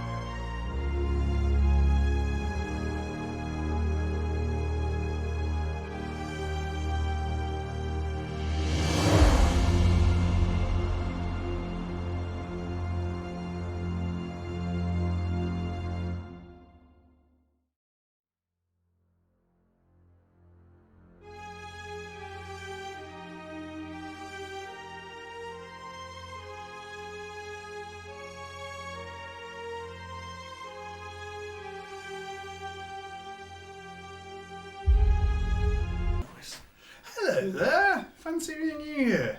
You were just indulging in some rampant eccentricism. We were just talking about you. We were just talking about all of you. Every single one. No, just you. No, just... Yes, you in the There is corner. a chance Yeah, there's you in one the corner. person there as well. Not Not you, talking the person sat next to you. Directly to you. That one behind you. And the one making the funny noises. It's just Stu. You may find him behind you later. They've gone. They've gone. That was enough. That's enough for one evening, thank you very much. You're inside a giant contraption. Hurrah! Um, Concussed. a lot of the big red dial that you've seen. You notice him adjust it ever so slightly, and as you adjust it, you just feel your ears kind of go in and out as kind of he's adjusting it. Just making sure that the pressure is equalized, and it seems to be fine. Just giving it a little of the wiggle, and now we will be off. Okay. Occasionally you will feel the sensation that you want to vomit. I would encourage you not to, because there's no way to get rid of it, you see, so it gets very smelly. But you haven't been trained, so I mean, I'm going to have to deal with that. That's the way we do it. So away we go. And he just pulls a lever, and the whole thing kind of writhes forwards, and it seems to make almost like a worm-like sensation as these legs start clanking in and out. The thing is, obviously, it seems to be reversing. You see the island receding in front of you. Does it beep? Sorry? Does it beep? It doesn't beep. No, it doesn't actually. It just seems to Far too clank. gentle. Yeah, it's clanks. I'll go back to the And previous kind of one. worms gently backwards. You hear, like, almost as if you're hearing it in the flat next door, some kind of sloshing sound as something's happening behind you. You start to see drops of water appearing on the front of this dome. And then you get this strange feeling of almost like shifting from side to side as the kind of whole device starts to rock slightly. The worm-like sensation starts fading away as you seem to be floating on top of the water. I'm beginning to think this was a bad idea. Just moving us about now, and he kind of moves one of these other levers down. The whole thing seems to lurch to one side and pitch ever so slightly, and you do feel an odd sensation in your stomach. You've probably never experienced anything like this before. This is not like riding any other vehicle, not like anything you've experienced. Some of them being compared to being thrown interdimensionally. Yeah, From one probably, portal yeah, a to little another. Not quite that bad. Not quite yeah. that, sorry. But this is much Easy. more, much more tactile, Yeah. shall we say, less ethereal. Okay. It's kind of how it feels. You do, most of you are quite good on your feet, you're adventurous, so you don't slip over or move in any particular way. Lantrix is holding like a couple of you know, like when you're driving with that friend who's not very good at driving, Yeah. and you hold the hanger by the window. Sounds like all Yeah. of you. Conversation on the brakes. Yeah. And you held on to the thing. Elandrix is doing that on any rail she Yeah. Same. can find. A lot of the rails are covered in notes. And little bracing things like myself that, but up against it. There are actually handholds, but they're quite low for you guys, so you're actually holding them very close to your heads as you compress down. The rest of you guys can hold them on. I've chose to sit in Captain Periwinkle's chair. Absolutely. I know it's good. Very You ostentatious. do notice there is a few levers and odds and ends. Well, I'm and Not going to pull them. Yeah, but they Not are gonna there. pull 'em. It's all made out of brass. Yeah. As you notice as you look down it, there are little gnomish, what look like labels on the end of the chair itself, and there seems to be another few bits and bobs that are labelled, but it's hard to. What, that one see. says recline. The one to the That one says eject. Going down! He pushes a big button on the front, and the whole thing pitches forwards uncomfortably far, like 45 degrees. Unless you're immediately bracing yourself, you would just fall forwards as the whole thing pitches. All of a sudden, this dome it becomes green. It's just green in the front. Almost forgot the lights there. He flicks a big switch that looks like a kind of an analog switch on the front, and this big tungsten light just seems to blaze out. It's immediately bathed in green as it kind of hits this water, but you've seen it before to be this kind of warm, white verging on yellow glow. But it pierces into this greenness, and it does look like cloudy green as far as you can see. The odd yellow eye here and there kind of darts in and out of view as you kind of pitch forwards and move down. You see, we'll be much faster if we pitch underneath the water, and we will not have the current that would disable us if we were kind of sloshing about on the surface. The device is very good at being able to go through the water, but not so much on the surface, you see. So it may be a little bit more uncomfortable with the pressure, but the lower we go, the faster we will be able to travel. So I'll probably try and pitch it as close to the bottom of the lake as I can. As you start diving at what seems like quite a speed, and you feel kind of the momentum of this thing piercing through the water. It seems, obviously it's a large device, it's not like a living creature, which in of itself is kind of mind-bending. You're kind of hit with this strange feeling, if you think of such things in philosophical terms, of if this thing was a creature, it would feel like it was being very uncaring to its surroundings. It seems to pierce through the water without any kind of motion or change or kind of experience of what's around it. It seems to plummet through small bits of vegetation. These kind of yellow eyes dart out of its way. It seems to be very much pushing its way through the water around it. Is everybody comfortable? Yes, it's okay. First time under the water, no? Are we nearly there? No, it's going to be perhaps, it looks down at his wrist. There doesn't seem to be anything on his wrist, but he does look down at it. It's about perhaps 3 more days. 3 days. Yes. Do you have a toilet on this vessel? No, afraid not, no. There I is know a I way. have, it's in the corner. I've got You do now. There is a way, 2 ways to deal with the effluent. Yes. One way is to, if the pressure is too high, we cannot open to the outside, so you will be able to compress it in the compactor. Okay. If you are high enough that it's not a problem, you can use the chute. Okay. I don't need one right now. I just thought 3 See, days. I don't know if I can hold on. It's very, very important. You do not open the chute when you're below a certain depth, because the ingress will yes. bring not only the effluent back through, Yes. but also the outer world, you see? Yes, yes. Very quickly. Okay. Yeah, only Yes. make that mistake once, you see. And then, What lever is that? Everybody on the helmet, and only I have one to fit. So that would be bad. Maybe your friend would probably fit one of the spare suits. Okay. He's a liberator, this one. Yeah, You a liberator as well, like this one? Liberator. Liberator, yes. Don't know. He what told that me he is. is. Oh, sorry, getting a bit deep now. Oh, okay. He seems to pull another lever, and the whole thing pitches back, and you kind of even out a little bit.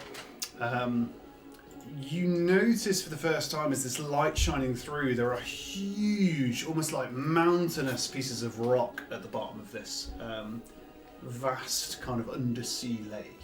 It isn't flat at all. You would imagine from maybe what you've read, from what you've heard, the bottom of the lake's kind of flat and there's kind of vegetation. This seems to be like some kind of mossy, almost rocky, undulating form. There's kind of peaks and troughs and mountains and spikes and all kinds of things in here. There's odd little bits of stonework that seem to have drifted down here as well, kind of like bits of perhaps old areas or towers or something. It's hard to make out what they are, but definitely kind of mortal-made stonework that seems to be down here. Other than that, though, there are ore deposits and various other things in small areas, but not a lot I've noticed. Kind of mineral deposits and things. Again, the odd big yellow eye as this thing goes through. Definitely there's fish down here, but they look strange, not like any fish you would have seen before. The occasional kind of jelly-like creature that kind of moves around under the water. But other than that, this device is just ploughing through everything around it. And he occasionally pitches this thing when there's a very large kind of spiky rocky outcrest, and occasionally will pitch ever so slightly, but other than that it's kind of dart straight in the water kind of passing through. You can feel the thing tug ever so slightly side to side, and there's almost like a rocking motion, which Soothing. yeah, it can be soothing if you focus on it too much. Makes you feel kind of queasy as the thing pitches. What you will notice is you don't feel that compressing feeling anymore. It seems to be lessened, and you seem pretty much normal. It was almost overbearingly uncomfortable at the surface, but it seems to have evened out a bit more now you've got deeper. So, this Stiltmire, Yes. She says, looking quite nauseous. I'm not speaking. He makes weapons. In a manner of speaking, yes. Devices that are used for combat, so called weaponry as opposed to weapons. And who are his customers? Well, anybody who has the money to pay. Only really one buyer at the moment, of course. Do you know? The elves? Yeah, but yes, yeah, outfitting armies and the like. There are quite a few, what should we say, large free organizations that would pay quite heavily for the weaponry. A few explorers guilds and things who buy devices like the one you're in right now for an exorbitant fee. But mostly the elves. Did you ever sell anything? Did you ever have customers to the south, in the human area? There are a few free guilds that would purchase things, but only really where the law is allowing. And as you know, the elves are, should we say, vital to the law-making system when it comes to the Gnomish lands. So some, yes, but only free companies, never, should we say, human-organized governments. And who would make? Would it be Stiltmeyer himself that made the sales? He likes to be very involved, yes. Occasionally likes to roll up his sleeves, as you say. So yeah, he's very involved in the certain deals and organizations, yes. Okay. He has men who will perform this work for him, but he likes to be very much involved. A lot of the contracts are signed by him directly, you see. He was there when I completed my level 6 training. Good. Yeah. And is Stiltmeyer, in your opinion, a good man? Very wealthy and very good at what he does. Yeah, very good. Is he a ethical and righteous man? Sorry, don't really understand. The ethical? All of his things are made completely compliant to the law. Is he selfish or selfless? Very selfish, selfless. It's not really something I know a lot about. What does it mean to be selfless? Just drive the bus. I don't know what a bus is. That sounds right. I assume this is one. He just pitch this thing every now and again, and other than that, you are just cruising around. You might get used to this kind of shifting from side to side, which if you're really paying attention is the fact that the tail behind it is swishing side to side quite dramatically. But other than that, it seems to be travelling pretty quickly, actually. You see these kind of rocky formations coming to and from. Where are we going? Well, first we need to make it back to the mouth of this undersea. Well, don't mind that. That noise is probably fairly normal. You do notice. Is this important? I think it's part of the tail. Oh, that's not. That's not great. You do notice as that happens, actually, a little red light does appear on the dashboard of this thing, and he doesn't take his eyes off it as he's talking, and he's like, "Yeah, we're just going to make it back to the mouth of the lake." Make What's it. that red light? Yeah, it's fine. Don't worry. He seems to tap it a couple of times, and it flickers slightly and goes out, and then it comes back on again. It's not nothing. No, not much to be worried about. I sort of cast a nervous look back to where my crossbow bolt disappeared into the back of the ship earlier on. Yeah. There seems to be some small level of hissing. I fixed it, it's fine. It's fine. It's just I mentioned before that we weren't quite sure on the mathematics when it comes to bringing you all in here. Is there... There seems to be some kind of loss of some auxiliary power. Is there a hole? A hole would describe it, actually. Yes, that wouldn't be too far away. We knew we seem to be running out of power a little bit faster than I thought, and perhaps it's trying to account for something. But I mean, Periwinkle would probably know a lot more about it, but that's no longer an option. He opens a little sliding panel at the bottom of the dashboard and pulls out a leather-bound book and slides it shut again, and takes out what looks like a monocle out of the pocket of his leather overalls and puts it in his eye and just starts flicking through this book. I know it's in here somewhere, and I don't think it will be too long for me to find it. He's flicking through, and if you're looking over his shoulder, there's these big gnomish titles in the different areas. He vaguely hovers on a page that says disaster scenarios, and seems to kind of hover there longer than you would expect, and then flick a few pages onwards. Can I investigate where Thanaeus shot his crossbow bolt? Yeah, absolutely. Can you make an investigation check with advantage? Guess you saw where it went. I would go and help, but I'm trying to keep my stomach where it should be. 17. 17. You go into the back near where this brass chair is, where Wesley sat, actually. And to hell? one side, you kind of push these ore kind of canisters at the back that are made of some kind of glassy-like material, but it seems to be carved. It's kind of a strange material, and it has ore stacked within it. They're all part of these kind of like flexible leather tubing, so you can kind of push them apart. As you push them apart, you notice that behind them is a load of brass tubes that go this way and that way. The bolt seems to have nicked 3 of them and hit the back wall, and there seems to be kind of an oozy black liquid coming out of one of them, and kind of like a hot gushing coming out of another one. And the other one doesn't seem to be doing much, but definitely black oozy substance and hot gushing air coming out of 2 of them. It's where the hissing noise is coming from. There's occasional glurping noise. How big are the fissures? They're probably only kind of like an inch across, maybe. Chewing gum size. I will cast mending Apollo upon 13. them. Well done. Says Cantrip. Yeah, she will Well say done. a few words. Hope she's deduced all the locations. Yeah. And cast mending a number of times Yeah. to seal the holes if That she's able. will absolutely happen. As he's flicking through the manual, the red light actually dims and disappears. Goes, oh, it's quite unusual. I thought we were running out of power, but it seems like everything's fine.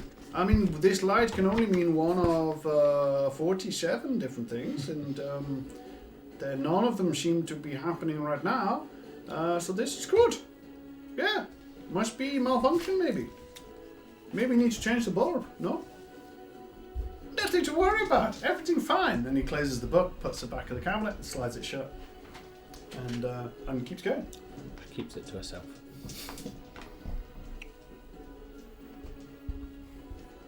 Not much to talk about now, no? I don't like this very much. No? No. Perhaps try to take your mind off it. Try to take a look through the dome, see what you can see maybe, or make some notes. Tell me a tale maybe. Is there anything that needs identification in anyone's possession? Yeah, godly maul. Lantrix is happy to work on that, but if you'd prefer to work on it yourself, then go ahead. Yeah, I'll take a little look if there's time Yeah, to study this thing by Seems just to be passive. bashing it against things. And Don't bash it against I'll be things. doing it I'll be pulling back at the last minute, just like, whoa, like pretending what it'd be like to break this dome, and just imagine like the impact and the Please- death. Please don't break the thing that's It not makes me stopping very us from nervous. drowning or exploding or whatever it is that we do. It's just me, I just be like whispering,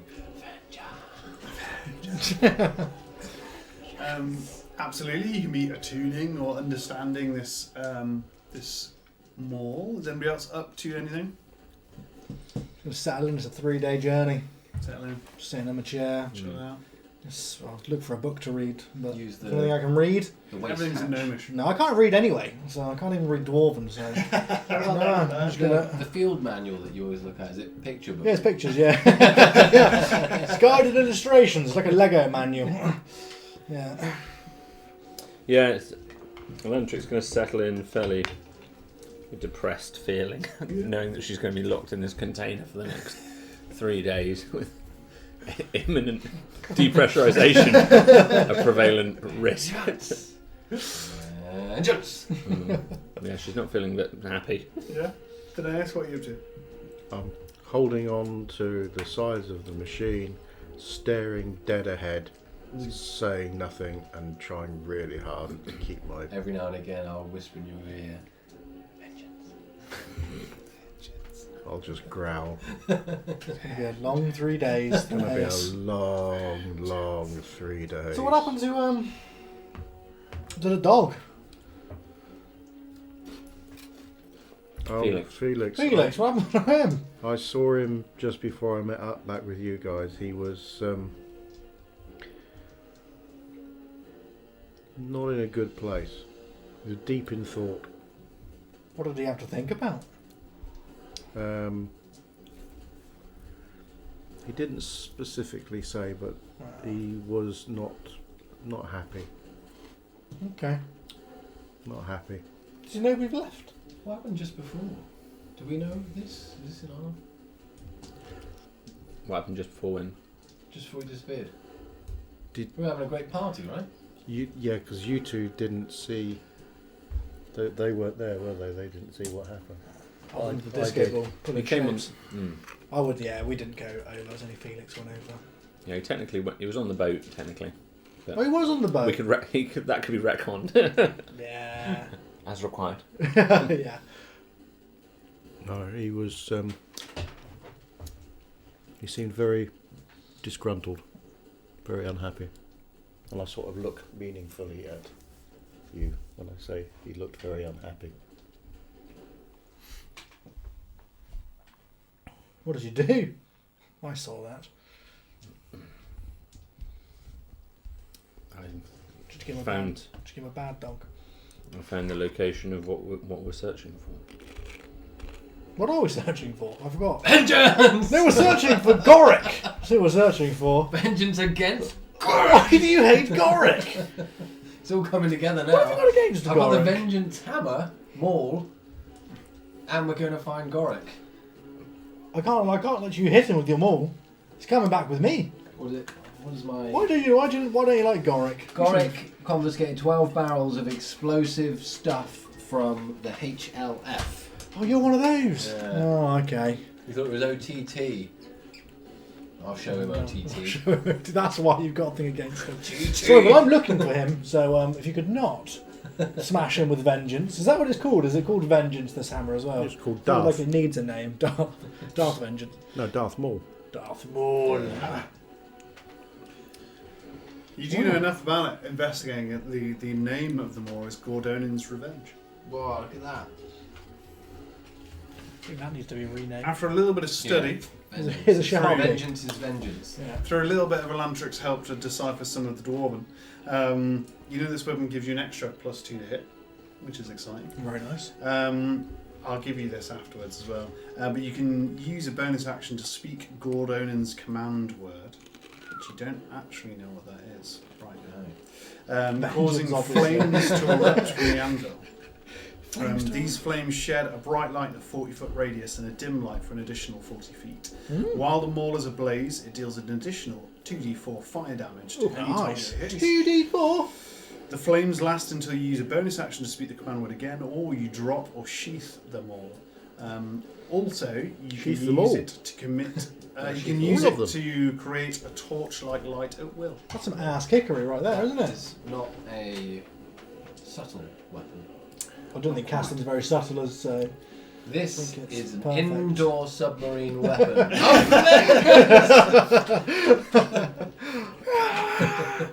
Please don't suddenly learn the word.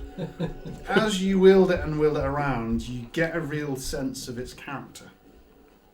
You know, for example, deep within this maul is the soul of a king. That king seeks very much to defeat or destroy creatures of a particular kind. Hopefully elves. Racist weapon. Could be all races.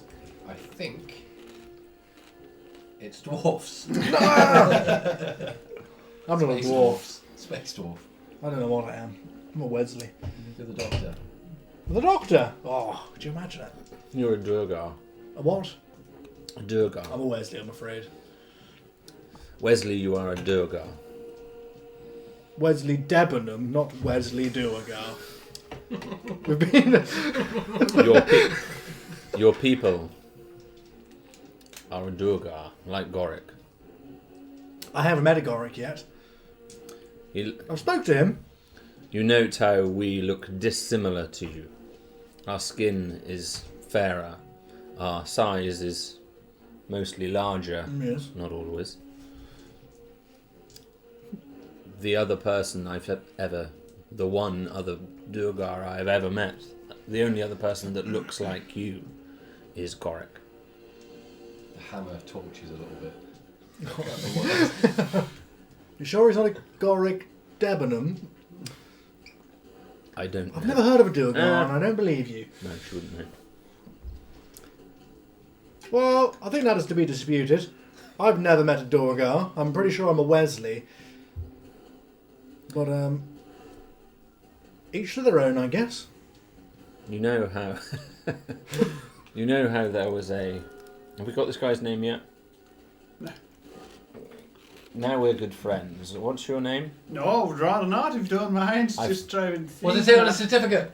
No, yeah. We'll read. Now canon certificate. The level It's 6, just up the on the driver. side. Yeah. Level 6 driving. Yeah. It seems to be to a Lavender Hillmeyer. Mm. Known as This Mob to his friends. This is Lavender. Yes. And do you remember Periwinkle?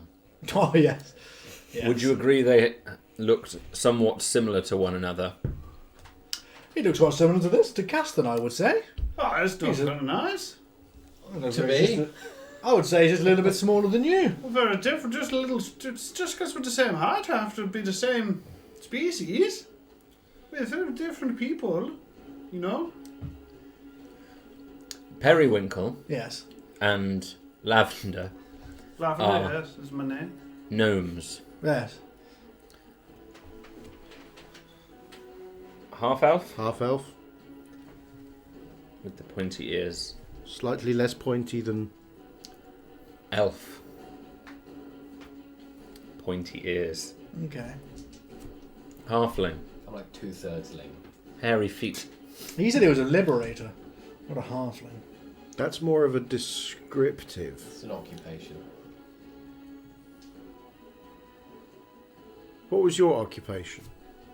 I worked the interdimensional transducer, There you go. and I did it. Who were you speaking to? I tried to speak to everyone, but only Goric spoke back.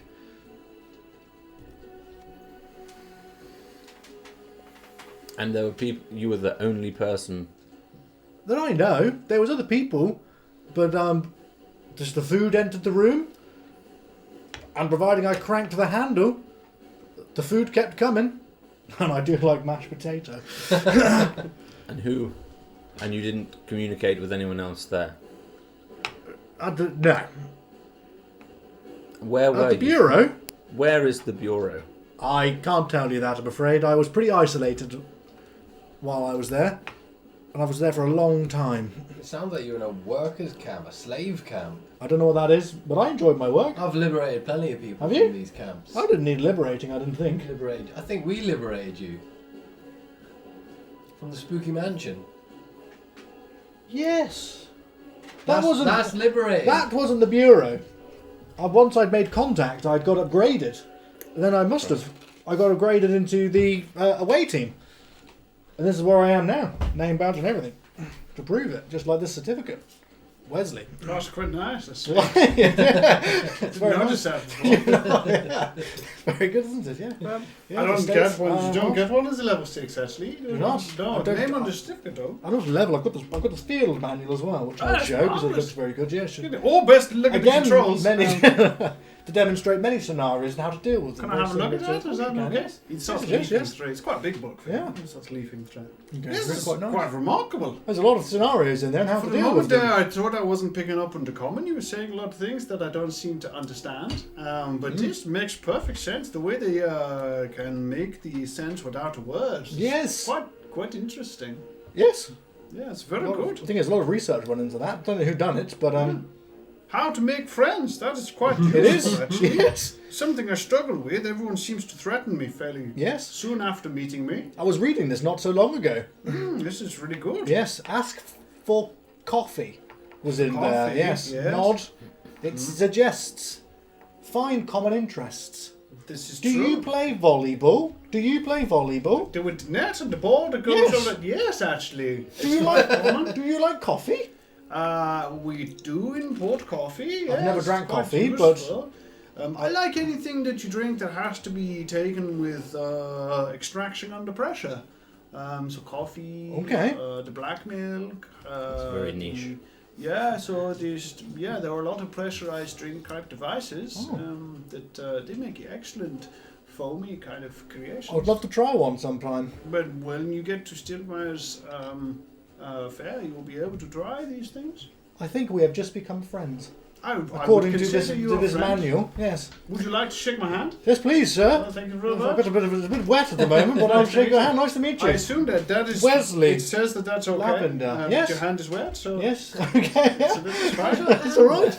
It's just a bit sweaty in here. I'm talking moose. I've got a sweat. Yeah, I've got a wet hand. Take the fine Use book the- back. Thank but you. somebody would probably love to make a copy of it when you reach the. I'll have to double check that Just it allow. is not copyrighted. I understand. I will- but but- no, we want to be above the law. I'll have to look for that scenario, but potentially Sure. we'll talk about this again when we reach. Sounds good. Yeah, Yeah. friends. That was good. The book worked. Has it been 3 days yet? It's been about 20 clicky clocks, which is about a small portion of a small portion of a day. 20 minutes. 20 minutes. Is that a time Noah you have on your? That's person? right. Is yes. it? I've heard of It those. uses turning. Is it? Yeah. The problem is the Inspiration. Time Noah. you can have inspiration. You can make inspiration one for I making think that was for friends. you. I think he Yeah. gave you Yeah, inspiration. one I for think. making friends, and also for knowing what the time knower is. I was going to say, yeah, got a you're time very now. well. I've heard of them. I've never seen one. I don't know how to problem read the is time. to be they're honest. very hard to calibrate, so the Oh. problem is yours will be able to know the click clocks at the time that it currently says, but it won't necessarily be the same as everyone else's. You have to learn each device. Oh, It's quite hard to keep them in sync, you see, because Yes. they just turn.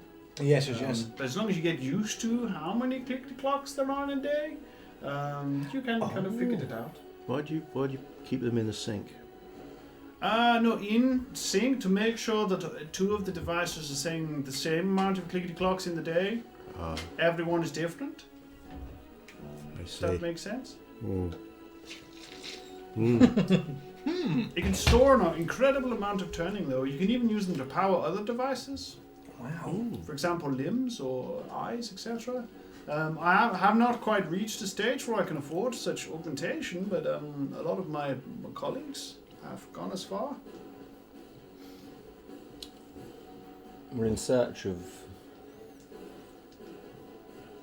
certain things. Mm-hmm. One of which I just want to try.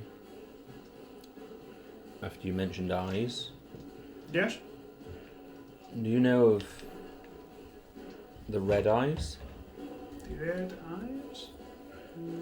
No, it's not a thing that I know. Okay. Not a thing that I know. Many of my kinsmen can afford various changes to their appendages and things, and one of such appendages is the eye, to be able to see in different waveforms perhaps, or be able to see things that others cannot. Some of the kind of currents of the gnomish powers in the world, for example. To see how hot something is before you touch it is quite powerful in our ways of performing certain feats of engineering and strength, you see.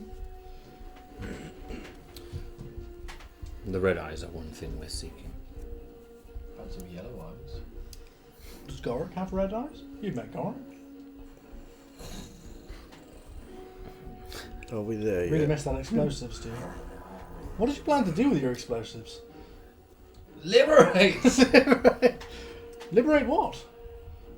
I can't even remember. Well, you know, okay. It's just Future liberations. I would have liberated us from this situation right now. that sounds rather dangerous. Under Please don't. I would have found these Please red don't. eyes. I would have found this chime. the chime and blown it up I would have found all these things. with the use of explosives. Yeah, or the threat of explosions. Ah, the threat of explosives. Terrorism, eh? I don't know that word. Okay. Yeah. I'm a liberator. Liberator, Freedom yeah. fighter. Yeah. Nice. You hear a little bell ring. It goes ding. What's that? What's that? What went ding? It hasn't happened for a while. What is the ding? Just What, get mashed why potato is the with the ding? ding. Why is there a ding? Chimes again. Ding. Why is the ding going Oh, ding? that is that's interesting. Define interesting. Where the bell dings when there is, should we say, a large, dense mass that is relatively close to the device, and the dings represent how close the mass is to the device. You're saying something big is getting close to us. But yes, that's about right. Yes. Ding. Where big thing? Where? Well, How big? direction is a little hard, you Bad see, big? but I can have a look. Bad big? Well, it's large and it's travelling. Seems like ding. Yes, they're getting close together, so it's probably Up. travelling towards us. Up. Yes, Up. we can Now, up. give me a think. If you wouldn't mind on the chair there, Yes? there's a lever on the left. If you wouldn't mind pulling it. Only one lever on the left as I look. There's three. Okay. Do you know the big one? Pull the big one, please. Is there one that's much larger than the others? Can you roll investigation? Does this thing have any weapons on it? Oh yes, quite a state-of-the-art weapon. You can control them from the chair over there, where your friend Wesley. Natural was sent. 20. Yeah. Wesley. Yay! Wesley, identify the weaponry. I can suddenly read Gnomish for a brief second.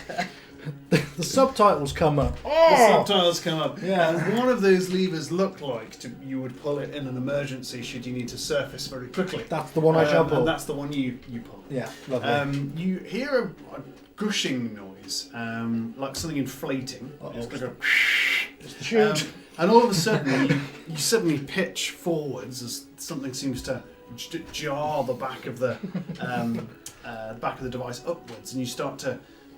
You see the dome-like creation on the front of this device pitch downwards as something lifts it from the back.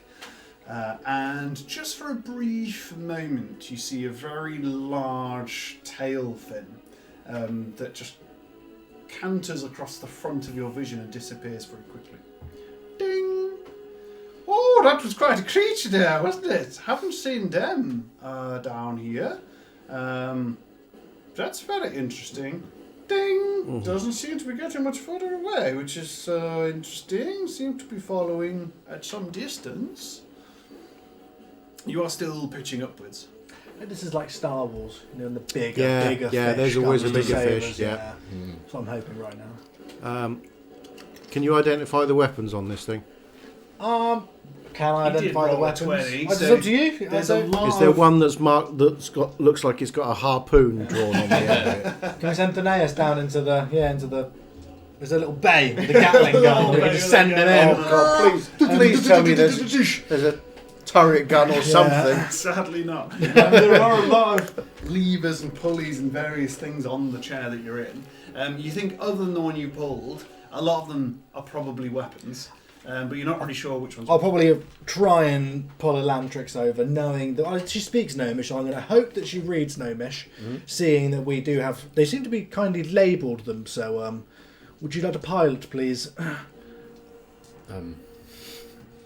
She'll read what she can read quickly. There's only 3, would you say? Oh, there's 3 only on one side. There's There's lots. 3 levers on the left, Mm-hmm. as well as 1 turning knob Turning. and 2 buttons. It sounds like Boppet. On the right, there are 4 levers and 1 button. And they're all labelled in some way. They don't seem to be labelled in anything that's helpful. Some of them are labelled kind of weapon A, weapon B, weapon C. The other one is Stiltmire's Amazing Creation. They're unhelpful. That one. They're unhelpful buttons. The one that has been pulled already is the inflatable quick surfacing device. Let's write this down. So you've got 3 on the left. You've got 3 levers on the left, One is surfacing. and 1 is inflatable surfacing device. So ISD. we've got A, basically we've got A, B, and C on the left. 1 ISD. surfaces, which is lever It's the longest one of the 3. lever B. You can call it lever B. Sure. if you want. Sure. And then we don't know what the other 2 do. No, And then there's also 2 buttons. there's 2 buttons and 1 turning knob. So Elantrix is. Have you taken the seat Elantrix? B. Which one said the Amazing Creation?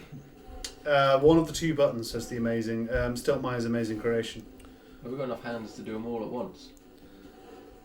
Yeah. I'm gonna head to the dome for a vantage point. Have a little You look do that? out. Amazing Creation. And then lever A, C, and button B are the remaining weapons. Is that correct?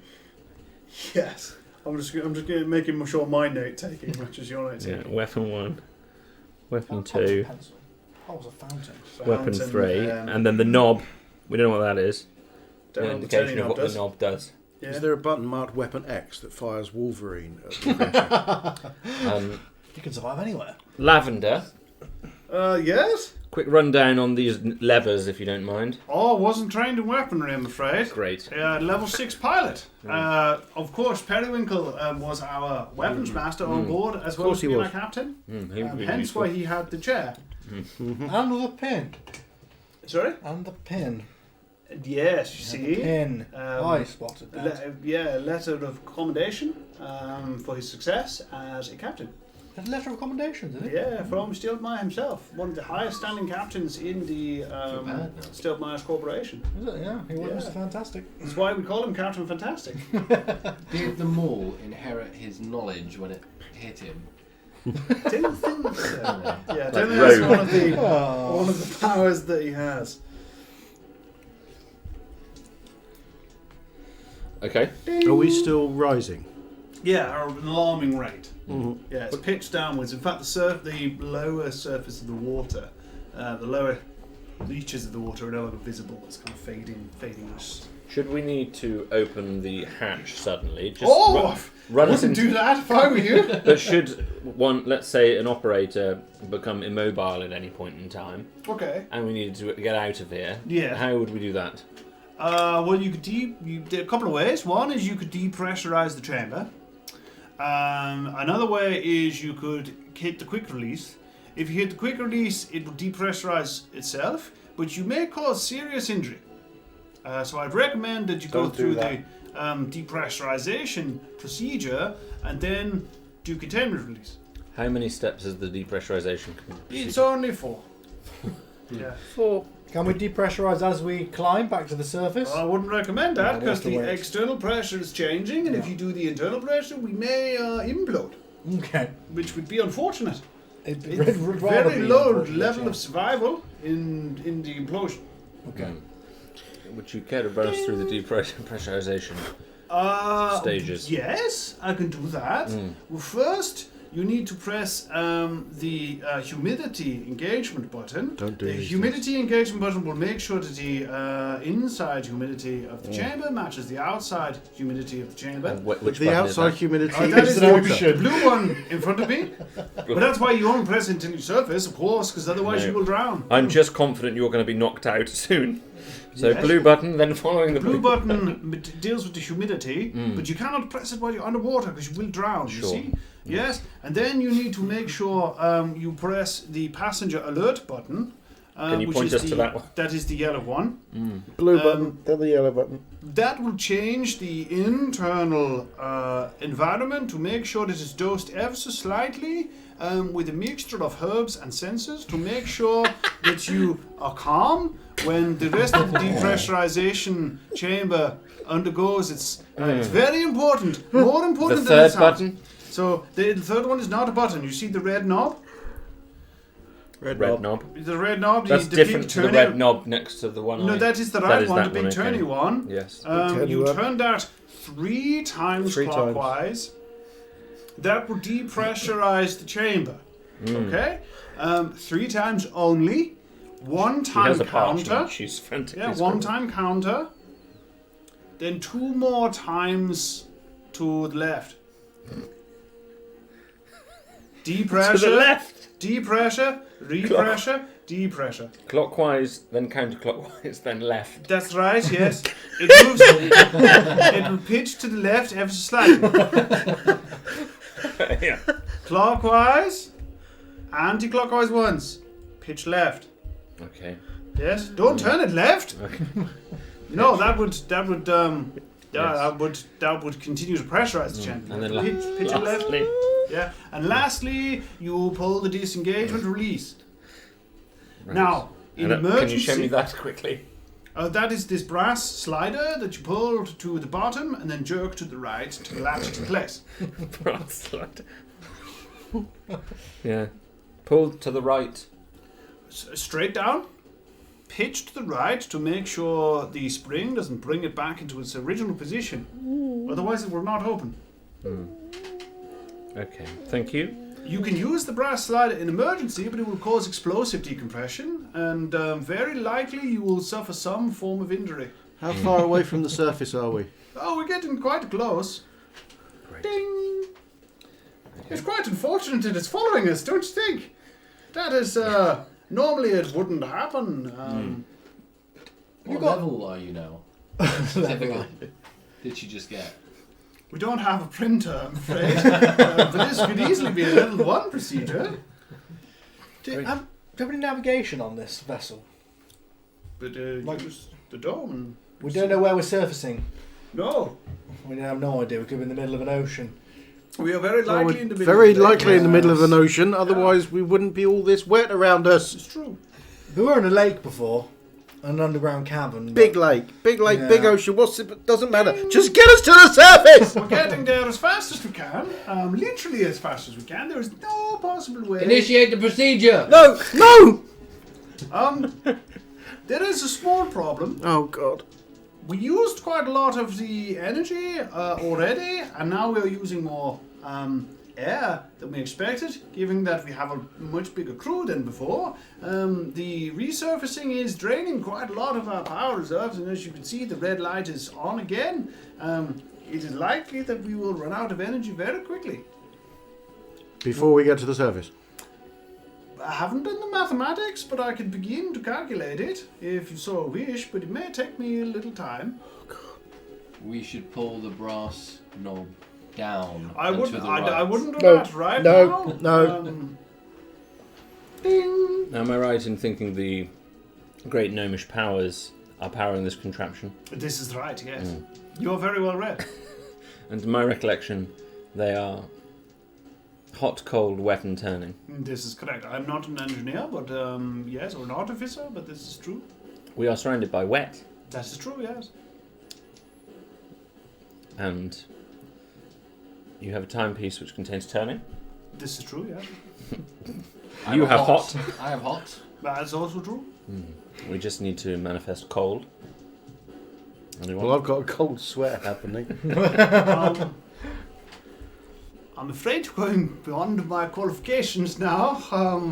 But I can check the manual and see how we recharge the device. Yes. Well, I must yes. profess we're very much beyond my qualifications also. He slides a little slider at the top. He pulls out this little leather book and starts flicking through it. This would be a lot easier if I was an artificer. I mean, just to use a manual. But I can see engaged energy core would be the easiest way. But seeing as we don't have one, we would have to create something very similar. How? I don't know. I just drive the machine. You know that I am a pilot. That is what I am trained to do. Your People training go- doesn't cover this sort of emergency situation. And not to make an energy core out of nothing, no. I am searching. I'm going to cast 18. Sending. Felix, help us! Comes Um, out doggy paddle through the ocean. and let me just check the. Let me just check the wording.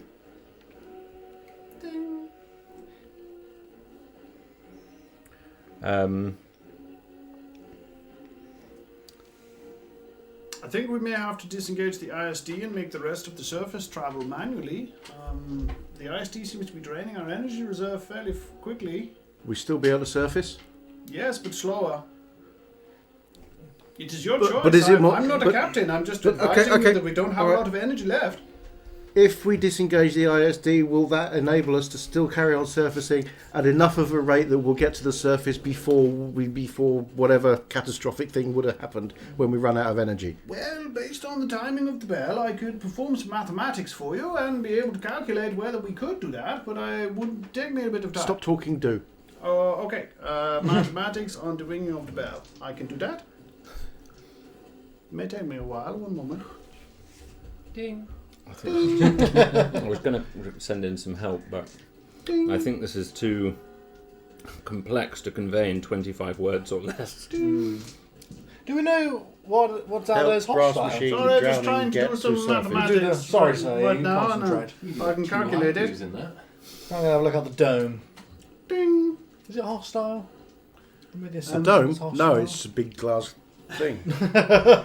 You look down, and in the murky water, you can see a very large creature is it eyeing just us in the up? murky water. It seems to be matching its distance from you, but it does seem to be pitching it. It's large. It's kind of shadowy in the misty It water. hasn't attacked Um, yet. Looks like inquisitive nature to me, doesn't it? James? Neil the eel. Keeping Neil Neil the the eel, keeping us Blast keeping from the it past. keeping it at arm's length, just It's a lot investigating. further away than that. It's probably about 40 feet away because it's kind of within the Pretty murkiness close. of this green water. How big? From From like the scale from well, what? the thing you are in is 30 Yeah. foot long and about 20 foot across. It's bigger than that Okay. by at least double. Scary. Mm. Any teeth? Hard to tell, but it is. There's definitely a Most things do have large- teeth. Yeah. large fish-like thing, but there seems to be a lot of it behind that. It seems to float around in the water. around Evil it. eyeballs. They don't look great. Okay. Yeah, they don't look great. Just trying to get just an idea of An Do we look idea. like Get it? do we look, do we look like prey or? Hard to yes. Yes. It hasn't attacked us yet. No. I've finished my calculation. Yeah. It would appear that the creature is matching its distance from us right now, which would mean that, in theory, it is probably faster than us now anyway. So, either way, releasing the ISD would probably have very little ill effect. The problem is, in the time it took me to calculate that, we have drained a significant amount of energy. So, maybe now we're most of the way there, we may as well keep the ISD engaged. Do you know what that is? I have no idea. Okay. We have seen nothing like it before. Spiffing. Awaiting orders, captains. You're in the chair. I thought you was in the chair. No, I'm just looking at the levers. Oh, I thought I'd left the chair. Mate. Well, Ding. Let's keep just servicing. let's just get to the surface Yeah. as fast as possible. Oh, it appears to be getting closer, actually. The things are getting a little closer between. All of a sudden, the internal lighting starts to flicker within this thing. You notice that for the first time, you haven't really paid attention to it, but there are little brass inlets, and within them are tungsten. The actual lights in front of you start to flicker as well. Captains, I could disengage the lighting, and that might save us a little bit of time. And Fine. Yeah. Anything that saves us time and gets us to the surface quicker. Anything? Alive. But of course, yes. That makes a lot of sense. But I can disengage a lot of spare equipment and disengage perhaps some of the weaponry to allow us to No. Don't disengage the weaponry. We Keep might need the weaponry? weaponry. We might need the weaponry. What about the external legs? We could disengage those and save ourselves some hydraulic pressure and keep the surface going up. Are we going to be safe when we reach the surface? I have no You- idea. Okay. In what way do you mean safe? Like, if we get up there, do you think this whole situation will diffuse, or we still may have to fight our way out of this situation? I've never fought a sea creature before, sir, so it's hard for me to What do you say. think we do? Do we take a stand now? Take a stand. You want to go out there, do you? No, we've got weapons on board. Do you know how to target them? Do you know how to fire No them? idea, but I know that it just needs to be pulled. Ding. And we'll find out from there. Is it still approaching or not? Is it still It maintaining is its getting distance? closer, actually, now that I mention Can you it. tell? The Can you? bell is no longer relevant because you can see it through the window. Does it look hostile now, right through the It's window? looking very large, sir. I mean, it's got big teeth, and it seems to have some kind of very large appendages on the outside, which look like they're coming closer. Well, we're going to fire the weapon then. Ask We're going to pull a questions, find lever. common ground. Yeah. become Come on, Caston, we interest. need you right now just Do to you- start pulling Do you things. like coffee? Like a volleyball? Can I interest you in volleyball at the weekend? It seems to have 3 eyes stacked on top of each Oh, other. he's got the monster manual out again. And some very Fire the large weapons, slit-like figure out appendages just- that come out of different sides. We're going to pull the first lever. Okay. Alantrix, which was the weapons again? Levers A, C, and button B. Excellent. Lever A. You pull the lever A. Yeah. What call sign do they have when you're a fighter pilot? And then they're letting them go. You'd have a call sign. It's something away, isn't it? Yeah. Can't remember what it is. As you pull lever A, there's a twanging noise. The whole thing launches, kind of lurches, should I say, forwards by a couple of degrees, and you kind of feel this jumping. Something on the outer carapace is flicked forwards, and as that happens, Blast shield? a large net seems to appear out in front of you. Oh no. That has weights on it, and it seems to drop downwards. As you notice, it seems to flicker with electricity as it kind of goes down and down and down. Eventually, this creature hits it, but this creature is incredibly large, and it seems to hit this net fairly quickly. You hear a screeching that comes out into the water around you, and it does kind of penetrate the outer hull as you kind of hear this screeching coming through.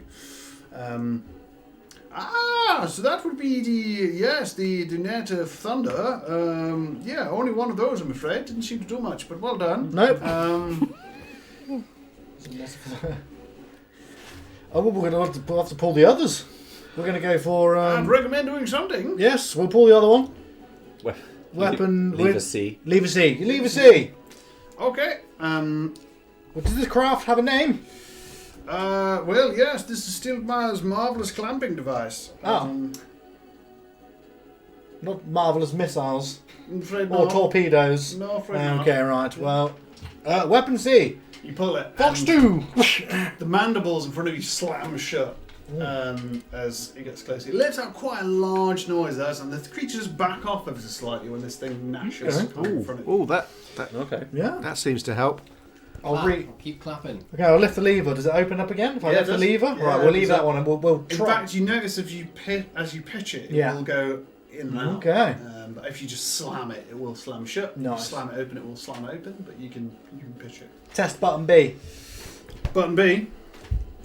No. No, Oh, yeah, no, button B is Yeah, fine. button B, yeah. Yeah. We'll test button B. We'll at least find out what button B does.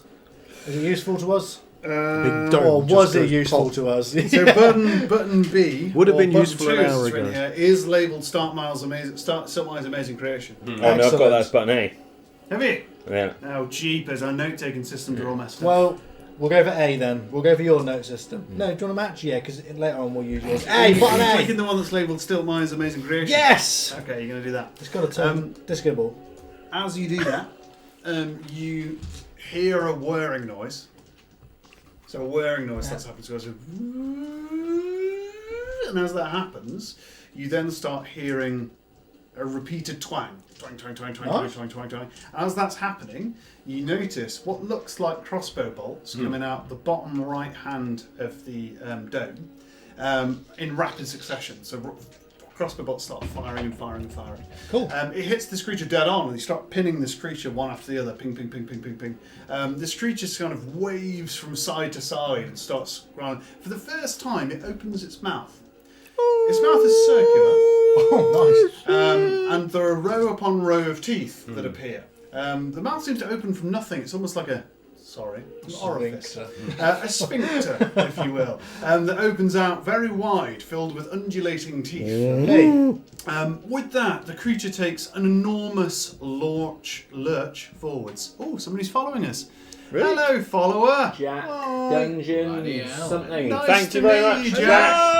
Hi there. Thank you very much. You tuned Did you in follow just us in because I mentioned the word orifice? You tuned in just in time to watch us all die. I believe it was Sphincter. It was Sphincter that did it. This huge mass of teeth lurches forwards in the water towards these pinging crossbow bolts. And just you see it come across the dome, sort of just kind of start blocking out the light. Yeah. Oh no. And that is where we'll end today's session. Oh, it's gone all Moby Dick on us. Hopefully Lavender shows his piloting skills at the beginning of the next That should be episode fine. to get us out of this That situation. should be fine. Yeah. We'll find Pinocchio next. It'll be fine, won't it? Yeah. Thank you very much for dropping by. It's been wonderful to share this time with you. It's been wonderful to share this time with these amazing players. So thank you very much for playing, everybody. Thank you very much for watching. And until next time, we have been... Dog.